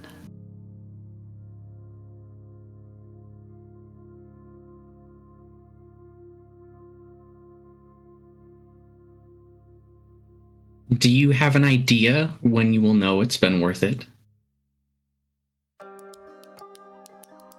When I make it through the manor, I expect. I don't know what exactly we'll find in there, but sometimes you know an outcome without knowing all the steps that will take you there. And I know whatever steps I find in the manor will get me what I need. And I'm willing to take each step as it comes and trust that they're the right ones.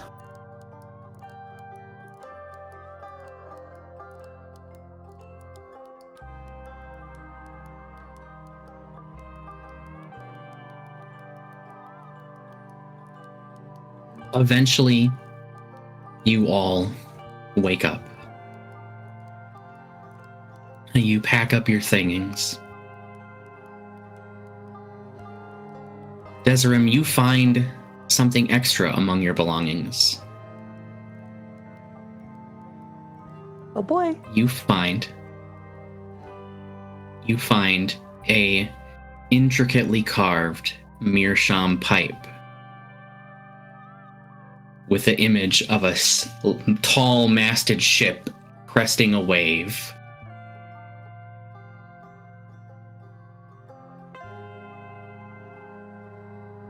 She'll, because her pack only had like the pillow and her journal and a couple other odds and ends, she'll take it out and like not make a show of like, oh, look what I found, but like she's not hiding it. She's going to be like examining it, sniffing it, like she doesn't know if this is a gift or not, and she's very wary of it, but she is fascinated as she examines it like inches from her face. Hey, do you see that? Are you unconscious currently? I only slept for 30 minutes. He said we were yeah. Everyone was waking up, so yes, Horatio, you have the chance to see this.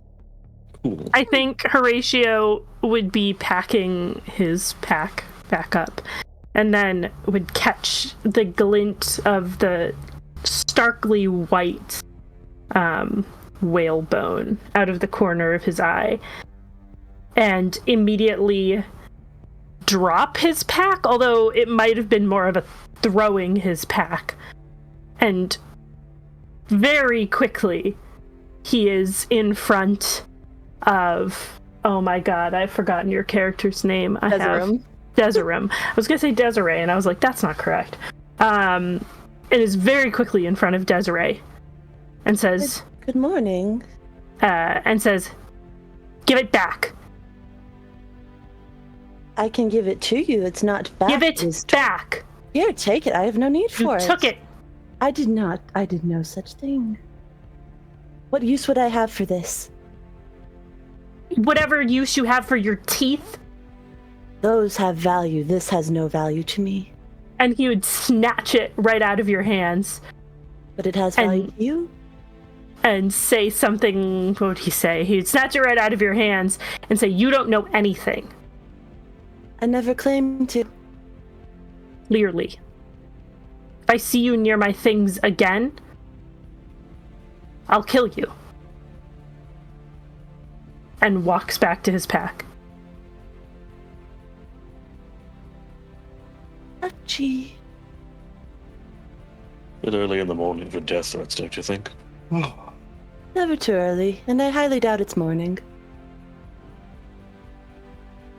Laura's just paused, rolling a Our tent. What was that about? What was that over? She stole one of my possessions. I stole nothing. I thought I lost it in the fall. Turns out she's had it this whole time. I've only just found it. You can see my pack is quite empty. I think perhaps she shouldn't walk in the back today. Where would you You have to have me keep- then? Somewhere we can keep an eye on you.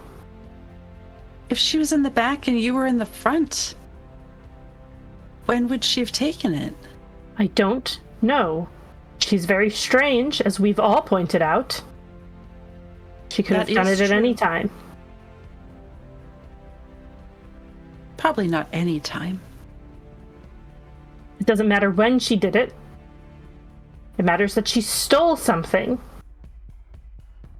You would know if I stole something. That isn't how stealing typically works. And I do know that you stole something because I have it back now. Maybe I found it. Semantics aside, tensions are running a bit high despite our rest. Perhaps we should just start on with the day and hope we find the manor soon. Yes. And Horatio tucks the pipe into his breast pocket. Now, it doesn't quite fit, but he's very determined to keep it extremely close. Might that not be how you lost it the first time? I didn't lose it, it was stolen. I'm sorry, I thought you said you thought you lost it.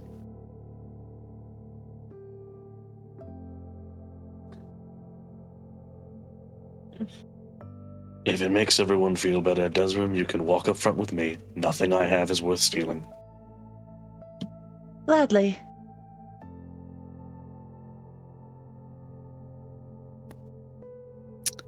I'm are we ready good? to go. Yes, please.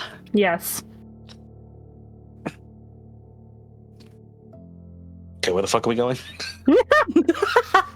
This way. There was a path that was like near some foothills. Excellent, Yeah, great. we hadn't really discussed it, but the path does seem the wisest course of action. If there was a path, then I think Brittle will be walking in that direction then. All right. So yes, from the hill, the light has definitely changed. You're still not sure if it's actually day or not, but the best you can make is it feels like an overcast morning as far as the kind of light you have. That being said, nothing feels wet anymore, as like the ground's not soaking wet considering the amount of rain that you had when you entered the forest. Things are much drier already now than they were even when you set up camp. Something is thirsty. Hey, what the fuck? Why? Why would you say that? It popped into my head. Maybe I'm thirsty. Where's my water? Can we go back to whale facts? Sorry, hold on, sorry, the pot's leaked in there for a second. Hashtag well facts, let's go. Oh. Evidence for Horatio being a whale, check 1. He needs water. Oh no. But yes, in this dim overcast light, you can once again locate where the forest starts to meet this like hilly area that looks more like there's a path to follow once you reach there. There's still a decent amount of forest to go through, but you have a direction.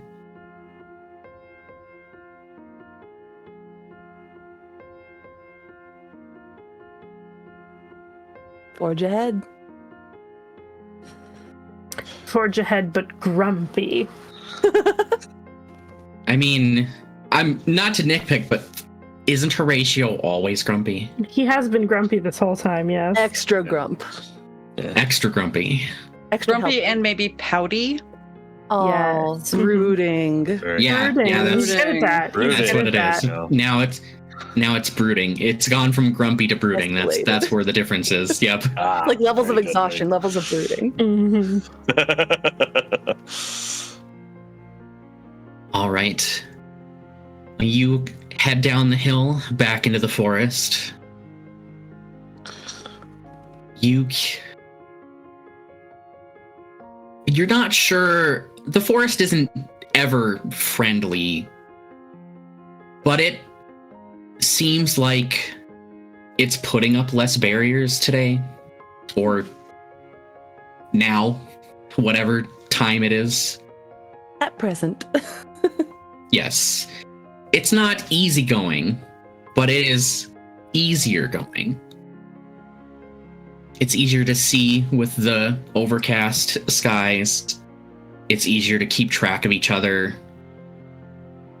It's easier to push through the brush.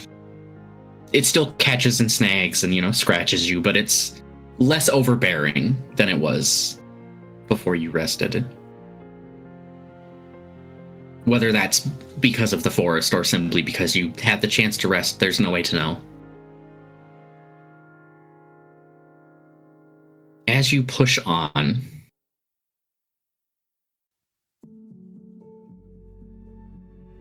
you hear hoofbeats in the distance. And they sort of start, if you're headed east towards the hills, it starts in the north and kind of circles around in front of you and then passes further off away.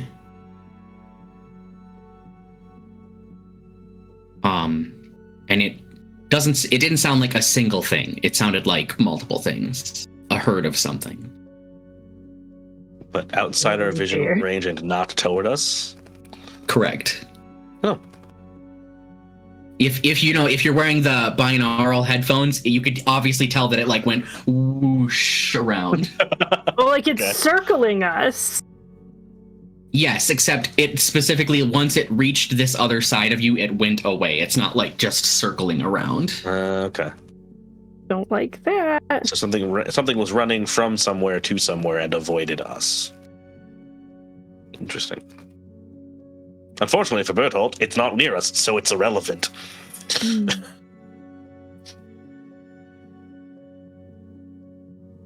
And as you continue on from that, the cloudy sky does start to shift, and it clears up, and the light of dawn starts to appear. And as it slowly becomes brighter as you travel, a fog starts to grow in the forest. And it starts off really low, really light. But considering how dry it was, there shouldn't be a fog. And you continue to move because the foliage is rather accommodating today. But the fog grows thicker. And pretty soon it's knee-high. A little while later, it's waist-high. And as it continues to grow in volume, it also grows in density. It becomes harder to see the ground through the fog. What does it smell like?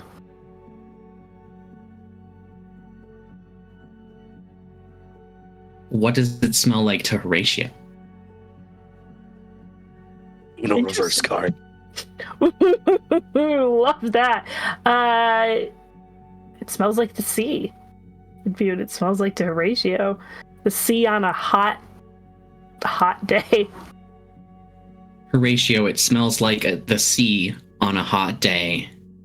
And tinged in that is the stench of rotting whale carcass. a very common scent on a whale ship, because when they caught whales, they would hang them from very specific bits on the mast, and they would sort of like leave them there while they processed it.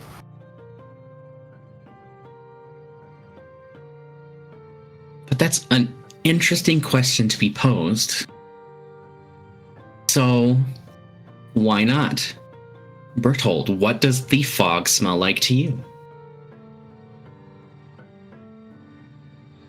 Not a train in the San Francisco Bay, though. That's a great answer, chat. Well done. Okay.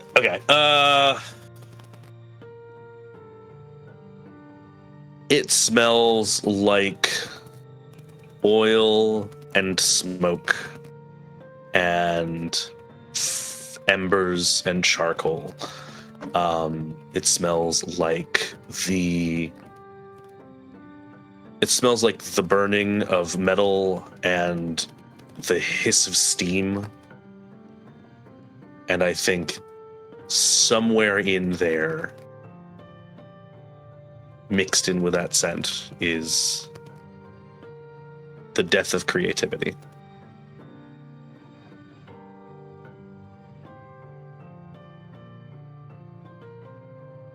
Part of me wants to ask you to put more words to what the death of creativity smells like, but we'll let it smells go there. like sweat, blood, and the spilling of effort for something that isn't your own.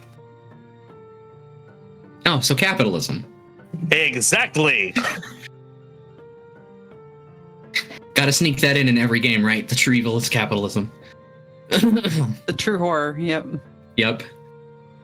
We're in a game hunting for money because we can't afford to pay our shit. What kind of enemy could it possibly be?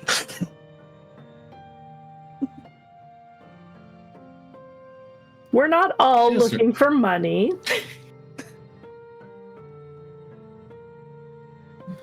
You're looking for a reward of some kind. Desiree, what does the fog smell like to you? Oh, it smells of pine resin and rosemary and mahogany and sunlight. And then it devolves into rotting plants and blood and meat.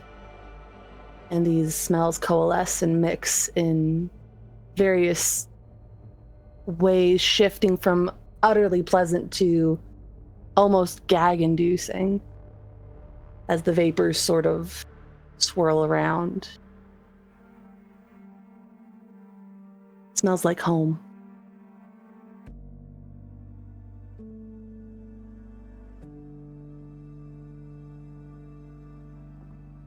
Laura, what does the fog smell like to you?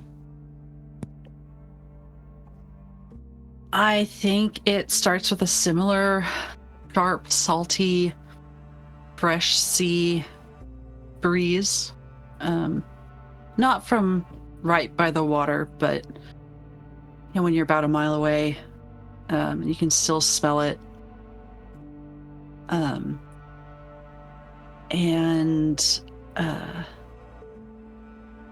There's also a undercurrent of like a nice worn leather,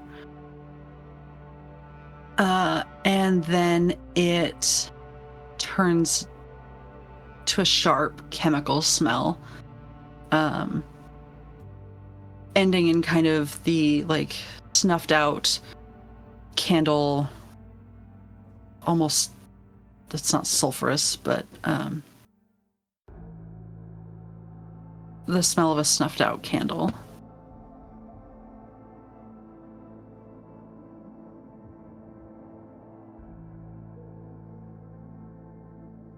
You all wander through the forest and the fog.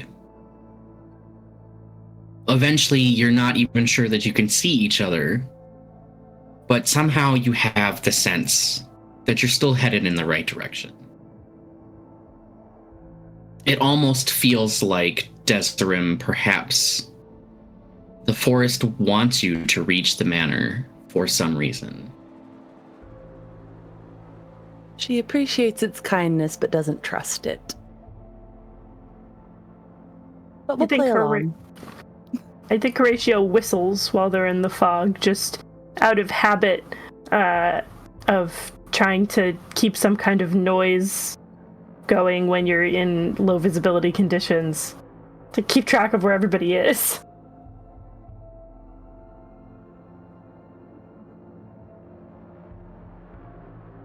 A long period of time passes in this manner, till eventually the fog starts to fade lower and thins out. And for a few hours, it's ankle high and just wispy. The interesting thing, though, is that there's no wind blowing, but the fog is very clearly moving to the west. So the fog is moving towards you and passing through you and continuing on behind you. It's subtle, but it's unmistakable that the fog is moving. And you stop for a second. Just a second, not long enough to hold anyone up. And maybe you all stop in different moments. But you could swear for a second that the fog shifts still for a moment, moves to the east, before being drawn once more to the west.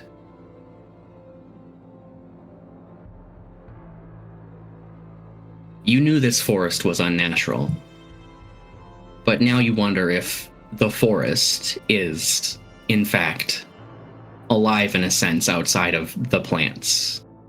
Hey, Forrest, stop breathing so goddamn loud. Jesus. The forest is a mouth breather, confirmed. Horatio was feeling comfortable. It wasn't sleep. It wasn't anything. It was sleep apnea from the forest. Got it. Okay, great. Horatio was feeling all comfortable being in fog, a thing he's used to more than trees, and then I had to go and do that. Now he's unsettled again.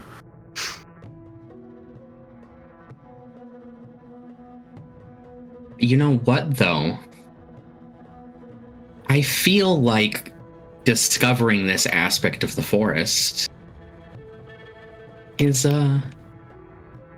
hard on you, on your psyches. Ruin rolls. Let's go. Oh, no. If you could all make ruin rolls. Yep. How many dice One do dark I? die. Just one dark die. Just one dark die. Good luck. If it's higher than your ruin, you take a ruin. My ruin's higher than that, baby. Let's go. My Nope. ruin is currently at 1, so this is going to go badly regardless. I have a brand new. Eh, it's a 4. You don't Oh. even roll, because one ties go to the forest. You just go up now. You know what? The forest should chill out and get off my back. Stop breathing down our necks, Forest. Come on. Hey! Get a real job, Forrest. Mm-hmm. Oh, Nobody no. likes you. Oh. You can't sleep until noon. Mm-hmm. Yes, you can. I'm not gonna knock the forest on that. That's fine. But everything else. Sleep until noon. Great. All this other shit you're pulling, knock it off. Oh, no. Okay. This is why we take 3 rituals at the start of the game. You're already. Is it? Is it why?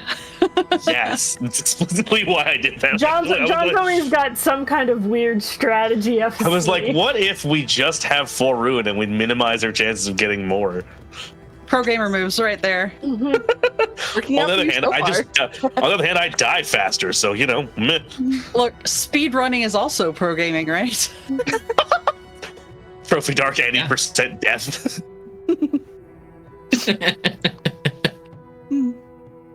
Glitchless, though. Oh. Oh, no. I Hello? really hate it here. If we could move this along. I have a feeling the manor's not going to be any more pleasant. Likely not, but At least it'll be dry. hopefully. It was dry now, that's the problem.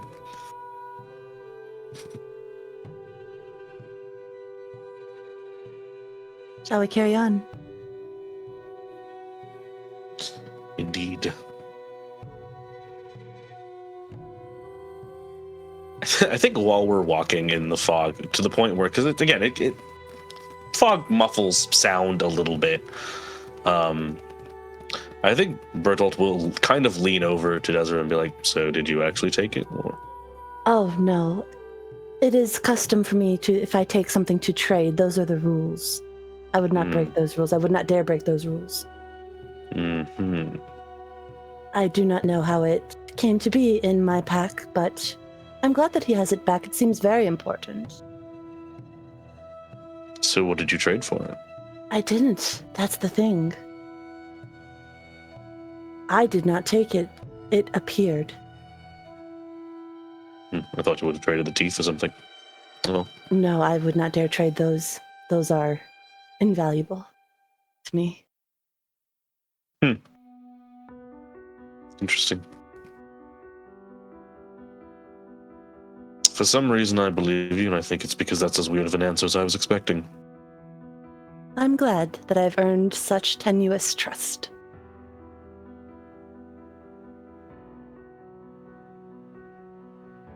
Keeps walking.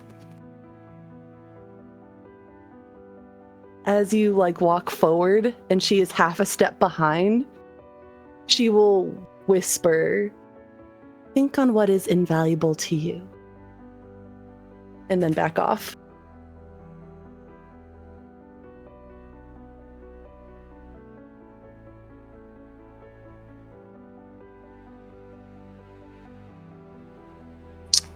If it is what I think it is, I think I've lost it already.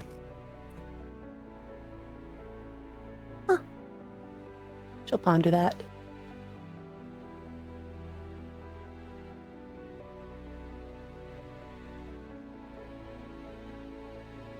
Eventually, the fog completely dissipates. In fact, the air starts to become warmer. You might dare say it's pleasant today.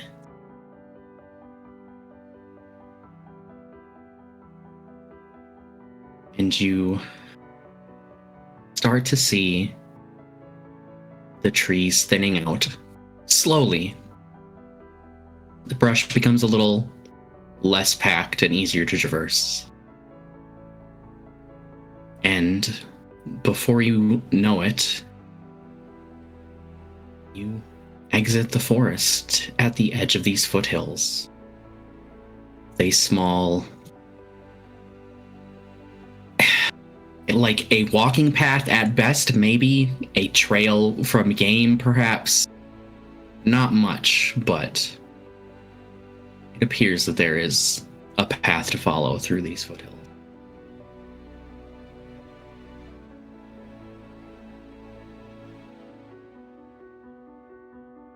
Well, at least we're out of the trees. Small favors. Bye, trees.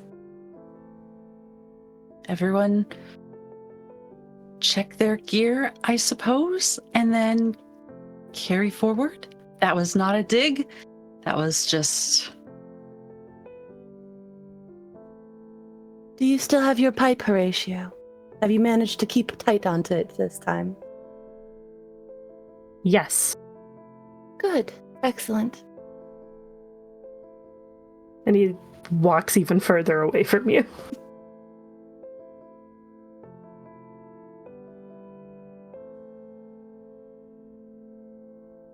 Do you all give yourselves the pat down? Did I pick all wallet, watch, phone, all of those things? House keys. Yep. Yep.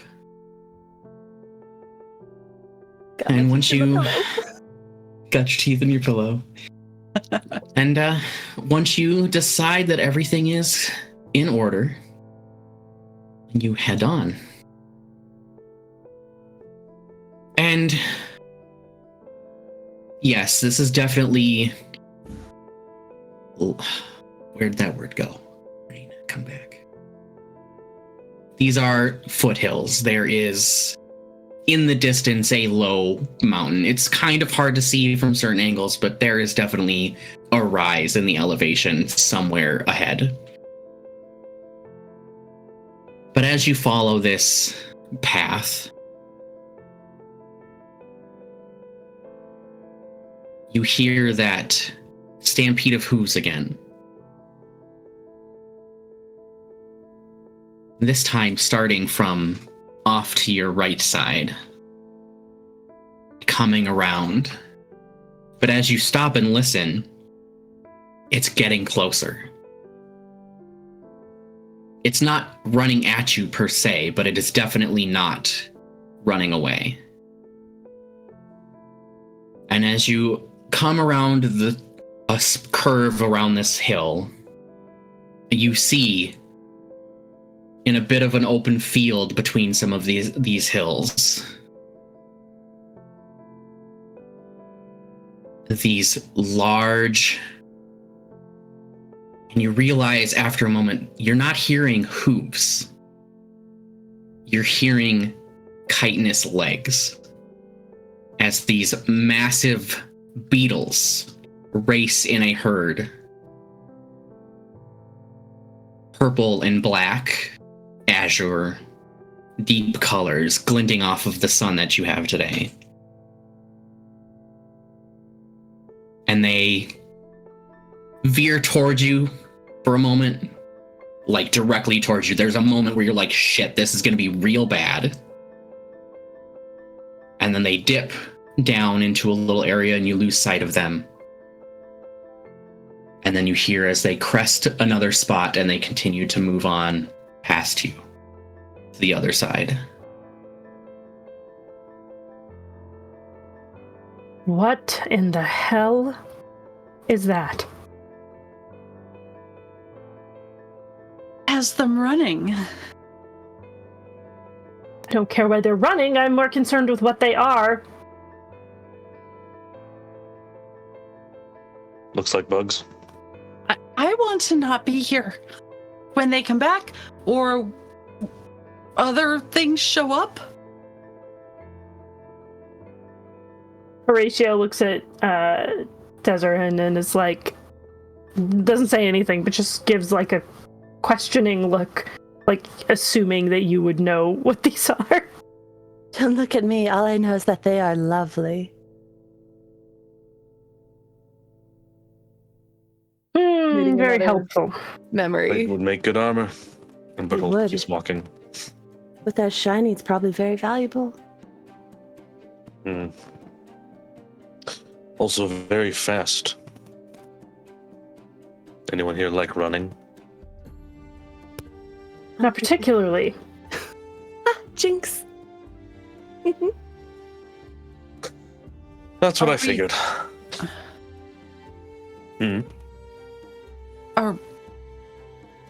No. Are we chasing the beetles? Are we running away? What? No. The idea was if any one of us liked to, and they looked like they might be valuable, perhaps. But none of us like running, so no. We shall go on beetleless. There's always the outside journey.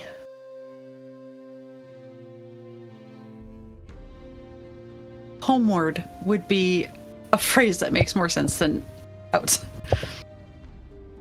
But to who's home? Okay. Laura's just gonna keep walking. I do want to, for just a second, Horatio, the moment you are jinxed, you have a quip on your lips, and you find yourself unable to utter it, but that moment passes in the blink of an eye, and you honestly can't be sure if something happened or if you just found yourself somehow tongue-tied. Horatio is a superstitious man, and this solidifies his distrust of their inhuman party member even more. And he keeps his eye on her even more closely as they move forward. Excellent. Above board, it was just too perfect an opportunity to pass up. Oh, absolutely. That was- Couldn't have scripted that at all. Yeah. had to Emergent take it. gameplay, motherfuckers. Holy shit. Love Yeah. it. All right. You continue on through the foothills, and the elevation starts to rise. You see occasionally bits of stone, like bits of stone as in small, maybe 2 to 3 foot wide at most, flagstones here and there. Not quite in line with what the path you're walking, but close enough to maybe this was paved at some point. Maybe this was well traveled.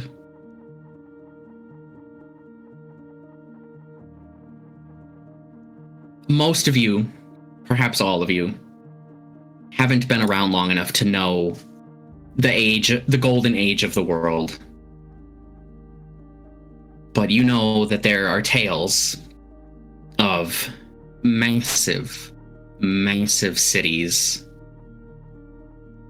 thousands and hundreds of thousands of people, massive castles, things like that if they do exist, they must obviously have gone to ruin, or they were purely legend to begin with.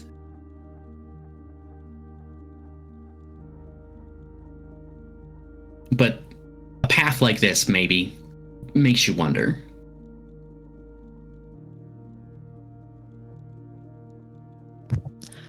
I'm just so grateful to see any sign of civilization. I'd hardly call a ancient, broken roadway civilization. It's better than beetles. True.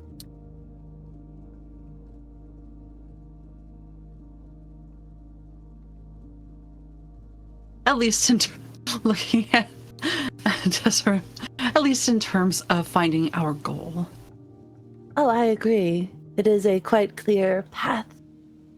We are looking for a house. Houses are part of civilizations. Roads are part of civilizations.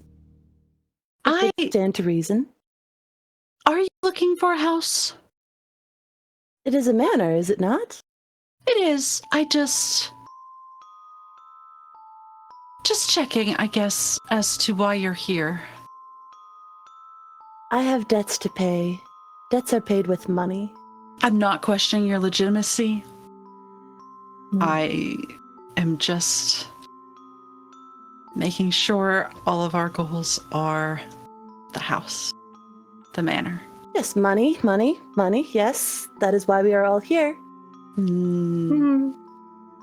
Then why would you come out all this way? You know, I think it would be more convenient if everybody's goals weren't the same here, because if we were all after the same thing from this house, there are 4 of us and 1 house. Perhaps it's better if we have different goals. Agreed. So what are yours? And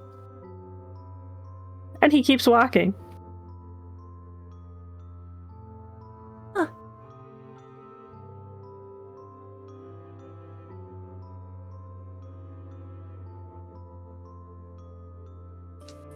We've seen the injury that Horatio has, right? Yeah, well, anyone who was there when he Ishmael. was ripped up from the ditch did, yes. Oh, so yeah, everybody. I think Bertolt just not very quietly just goes, "Bet you that one wants to be a whaler again." A bit barbaric. Horatio scoffs. Just and keeps walking.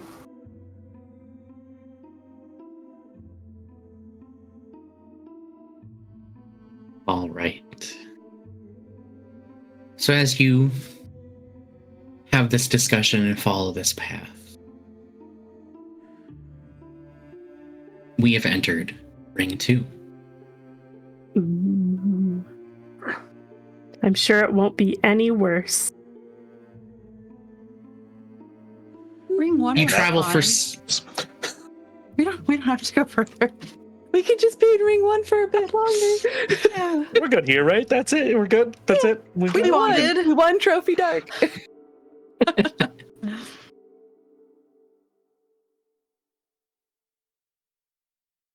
You follow this path. And eventually this path becomes more and more obvious, though still in a great state of disrepair. But the patches are closer together. There are more individual stones in between each large patch. And it doesn't take much longer, honestly, for you to... You can see the mountain way off in the distance still. But in front of a... Forest is not the right word, because you just came from a forest. But some woods, for a differentiate. A small patch of woods and a small ruined building. From what information you have gathered, you know this is not the manor. But from inside this gaping hole in the roof and this crumbling structure, you see smoke rising. You smell something cooking. And you hear a feminine voice humming, muttering to themselves. You're not sure.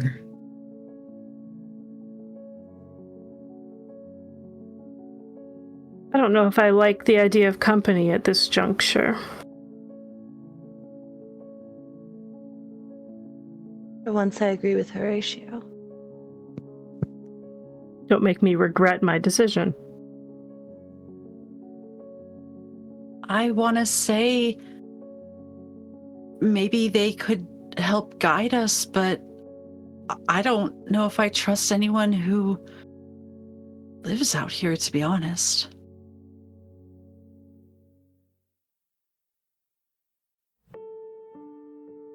The food does smell good, though. It does. It does.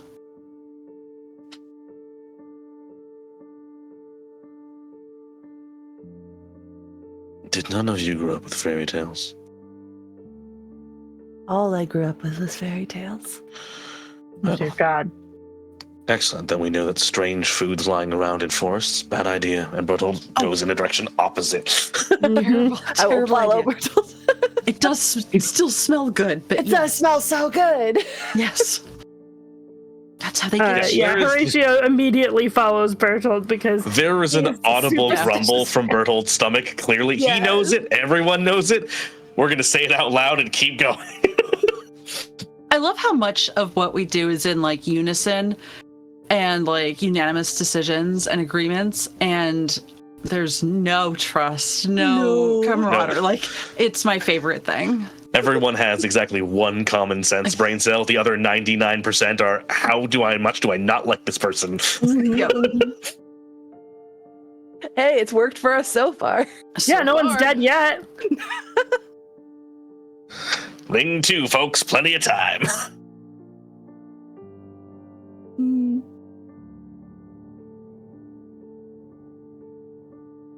So we walk away from the strange Walk lady away with food. from the strange lady, mildly Walk unsettled. away Hey, from... is that maybe a ruin roll, since we're all a little unnerved by the strange lady with the food in the Don't forest? encourage her! It's not that unnerving.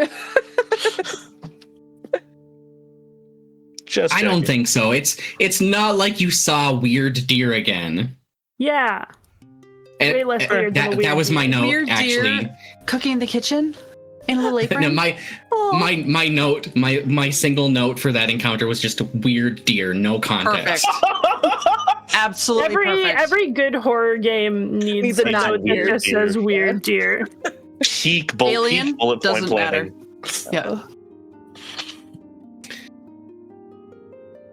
So you all turn to walk away from this ruined building. Just a collective. Nope. Grandma? We have You our turn own to problems. walk away. Want anything to do with Desram's grandma? Thank you very much. Mm-hmm.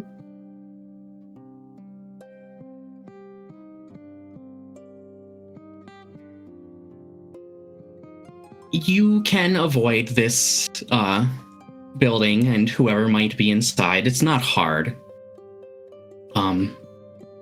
You stay just close enough that you know where it is in relation to you. And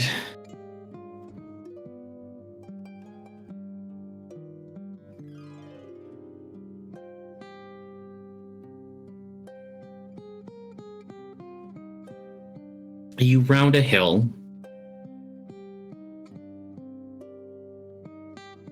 and set into the side of this hill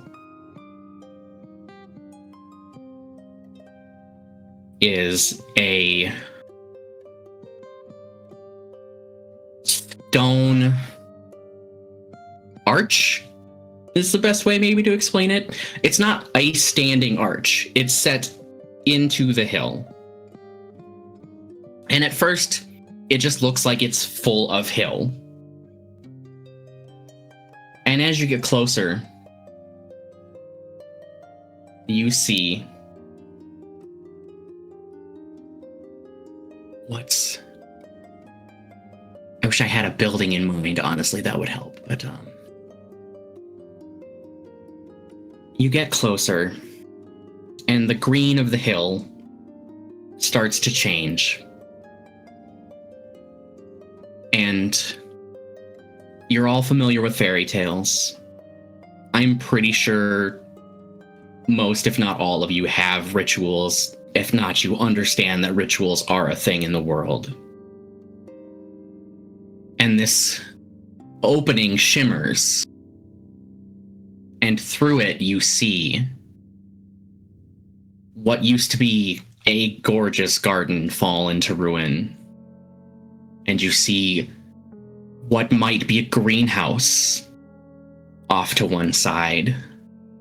And you see a carriage house off to the other side. And set back deep in this image is a large, sprawling manor house.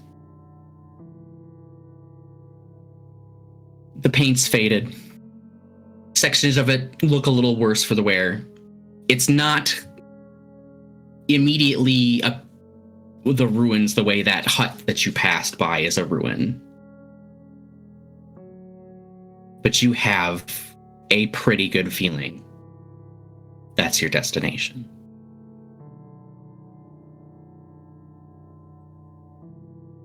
Well, at least we found it.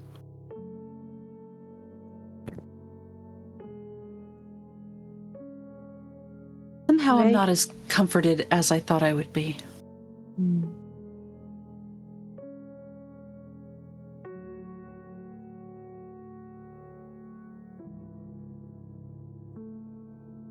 So, do we just go in the arch, or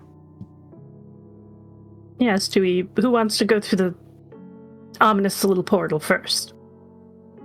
Laura stares at Desiree. Yes. Am I being volunteered? Not necessarily. It just Yes. seems like your perhaps area of expertise. All right. I will go up to the arch. Using my skill with illusions, does this seem on the up and up as much as it can be on the up and up?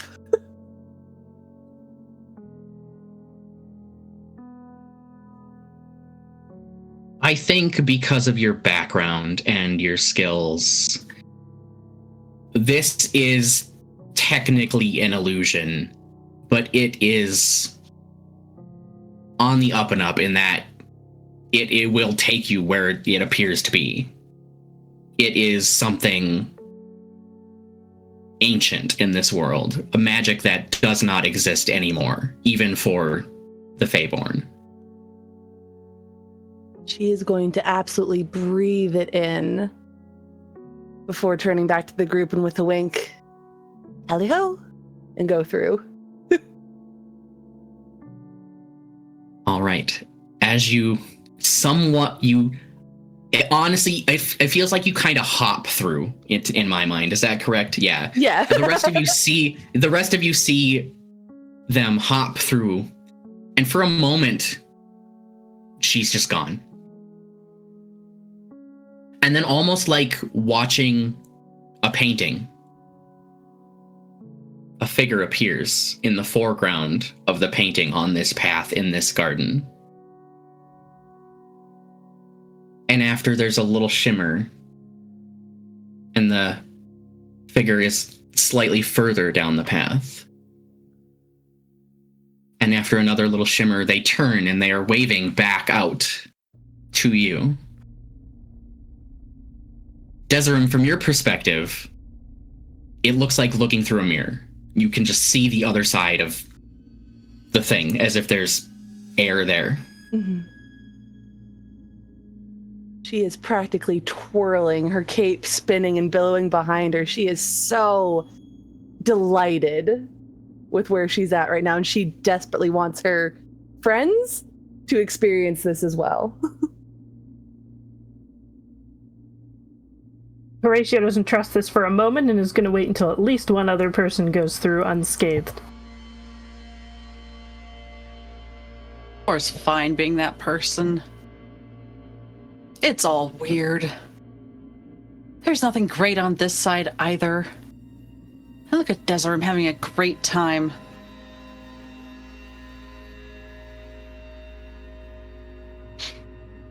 Play ho, or whatever she said. And she'll just march purposefully over the line. Okay. Laura, as you pass through this... Instant death, I know, it's fine. If only it were that convenient. No, you find yourself on that familiar dock, walking endlessly forward as it stretches out across a boundless sea.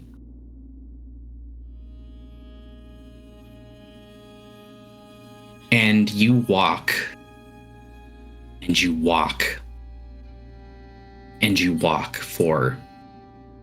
You lose track of time, honestly. And you hear the crashing of waves. And eventually you hear a ship's bell and voices shouting sailing orders. A ship's come in. And there's one voice in particular you hear. It's your brother. And suddenly you're standing in a garden with Desiree slightly in front of you.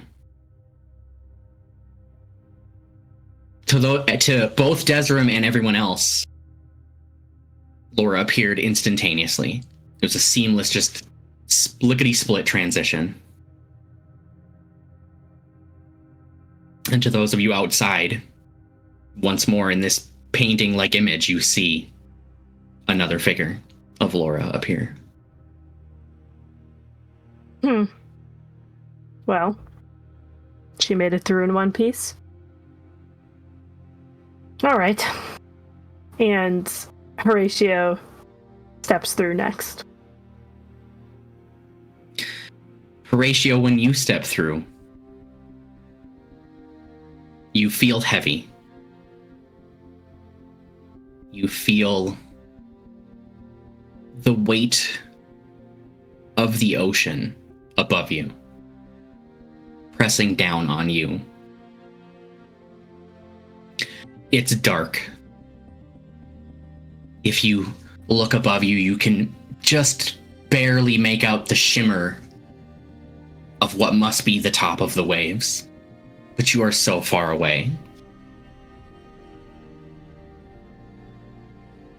And you realize you can't breathe. And you start to struggle to the surface, hopefully. And you start to choke, and you start to gasp. And you feel a weight on your ankle. You feel a grip, fingers wrapped around your ankle. And you look down, and you see your missing lover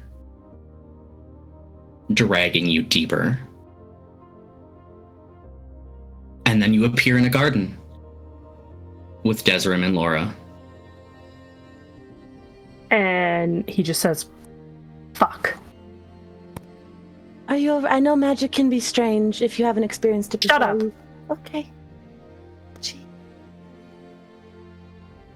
When Laura showed up, Desiree, you would have been the only one to see because of the way she was facing. She would have immediately had her mouth open to say something. Probably not fuck or fuck magic. And she'll just close it and step to the side and not say anything when Horatio comes through, regardless of expletives. I think he'd look between the two of you and sort of just acknowledge that, you also had a bad experience and that one didn't. Again, distrust builds. Yeah, no, if there's eye contact, there's definitely yeah, no, that was fucked up. Mm-hmm, but she's not going to say anything. Right, yeah.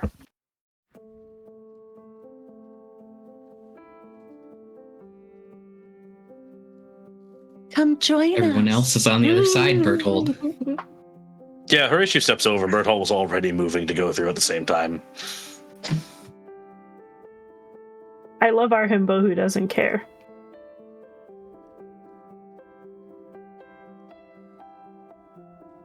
Berthold, when you step through, you're standing at your forge. It's full heat, heavy work day, and clang, clang, clang, clang, quench, back into the forge. And this goes on for a long time. As you know, forging takes a long time. But you don't really look at what you're forging until you hear a crack. And you know that you've worked it too hard. And you look down, and on your anvil, next to your hammer, is yourself with a large crack running through you. And then you appear in a garden with the rest of your companions.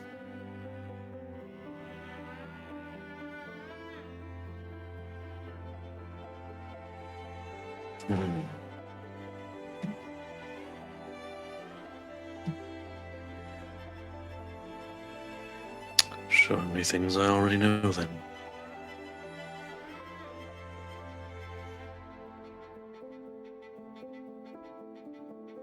Why such sad faces? We've made it. I would expect some jubilation, no? Yes, sure, yes, we've made it. Excellent. Wherever here is.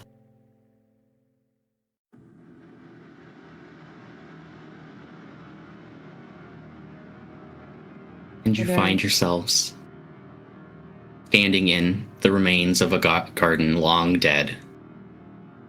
Wilted stems, fallen petals.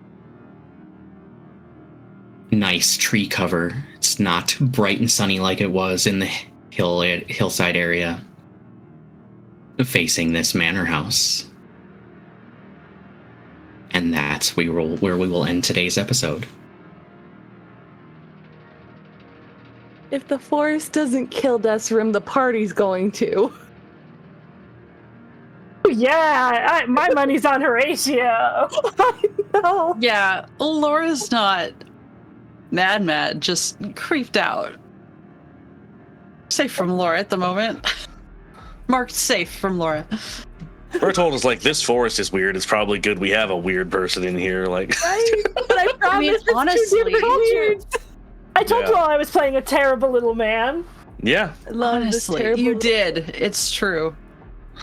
that's I have good. We'll all questions. get terrible eventually. Well, thank you everyone for joining us for the first episode of Hawthorne Manor at Nerdsmith Presents, a Trophy Dark game. I've been Cassiopeia, she, they pronouns. My players would please like to give their outros now. Hi, I'm Eva. I am very excited to be here on We Are Nerdsmith. You can generally find me sometimes posting on Twitter at the Eva Serrate, sometimes other places. I think my link in chat is probably a Beacons. It is very optimistic. And you can find me every Saturday, I think, playing a very happy, very carefree, happy-go-lucky sea elf at 3 p.m. Pacific on Sword and Key, which is where I kind of squirrel myself away and do most things. But I am very excited to be doing new and exciting different other things here at the moment. I think that's about it for me. Okay. Hello, I am John Andor Ryamasa. You can find me on the site. We've all collectively decided to keep calling Twitter at Ryamasa, RY0MASA. I do this stream and then a bunch of projects I can't talk about because they're in production. Dun, dun, dun, dun, dun. But the one I can talk about is, aside from performing and producing shows, I am also a bit of I'm something of a designer myself. So if you take a look over at Paizo for Howl of the Wild, which is a Pathfinder 2e book that is being released, hopefully sometime in the next months, you will find a really great bestiary and collection of things based sort of on the beasts and the animals and creatures of Galarian, which is the planet of On. I was one of the authors who contributed to that book, along with a bucket full of talented people, and if it's something that you're interested in, go forth, check it out, and I hope you get something useful from it. Yay! Okay, hi, my name's Tori. I am all over the internet as that nerd Tori. Every website I have managed to secure that username. No one else wants it. I don't know why. This is the only stream I have lined up right now, but maybe others will come through soon. Who knows? It's that time of year where everything's busy. But you can find me posting on the Twitter site and other places about nerdy things and Foley sound effects, which is the other thing I do, and knitting and my cats, mostly. Gosh, I was going to say something else and I forgot. Yay! And I'm Rosie, Sweet Rosie B, just about everywhere on the internet. I'm an AP producer, performer, wearer of many hats, breaching into OC art lately. Really enjoying that. You can find me here. I will be announcing our one-shot for Extra Life coming up in 2 weeks, later this week. It will be a Key Room adventure, and all of my players have decided to be the most bonkers of characters for this poor tea room lady that just needs a little bit of help. So stay tuned for those details. Other than that, very happy to be here. Delighted to be Desiree. Join us next week for episode 2. And we hope you all have a great evening. Goodbye.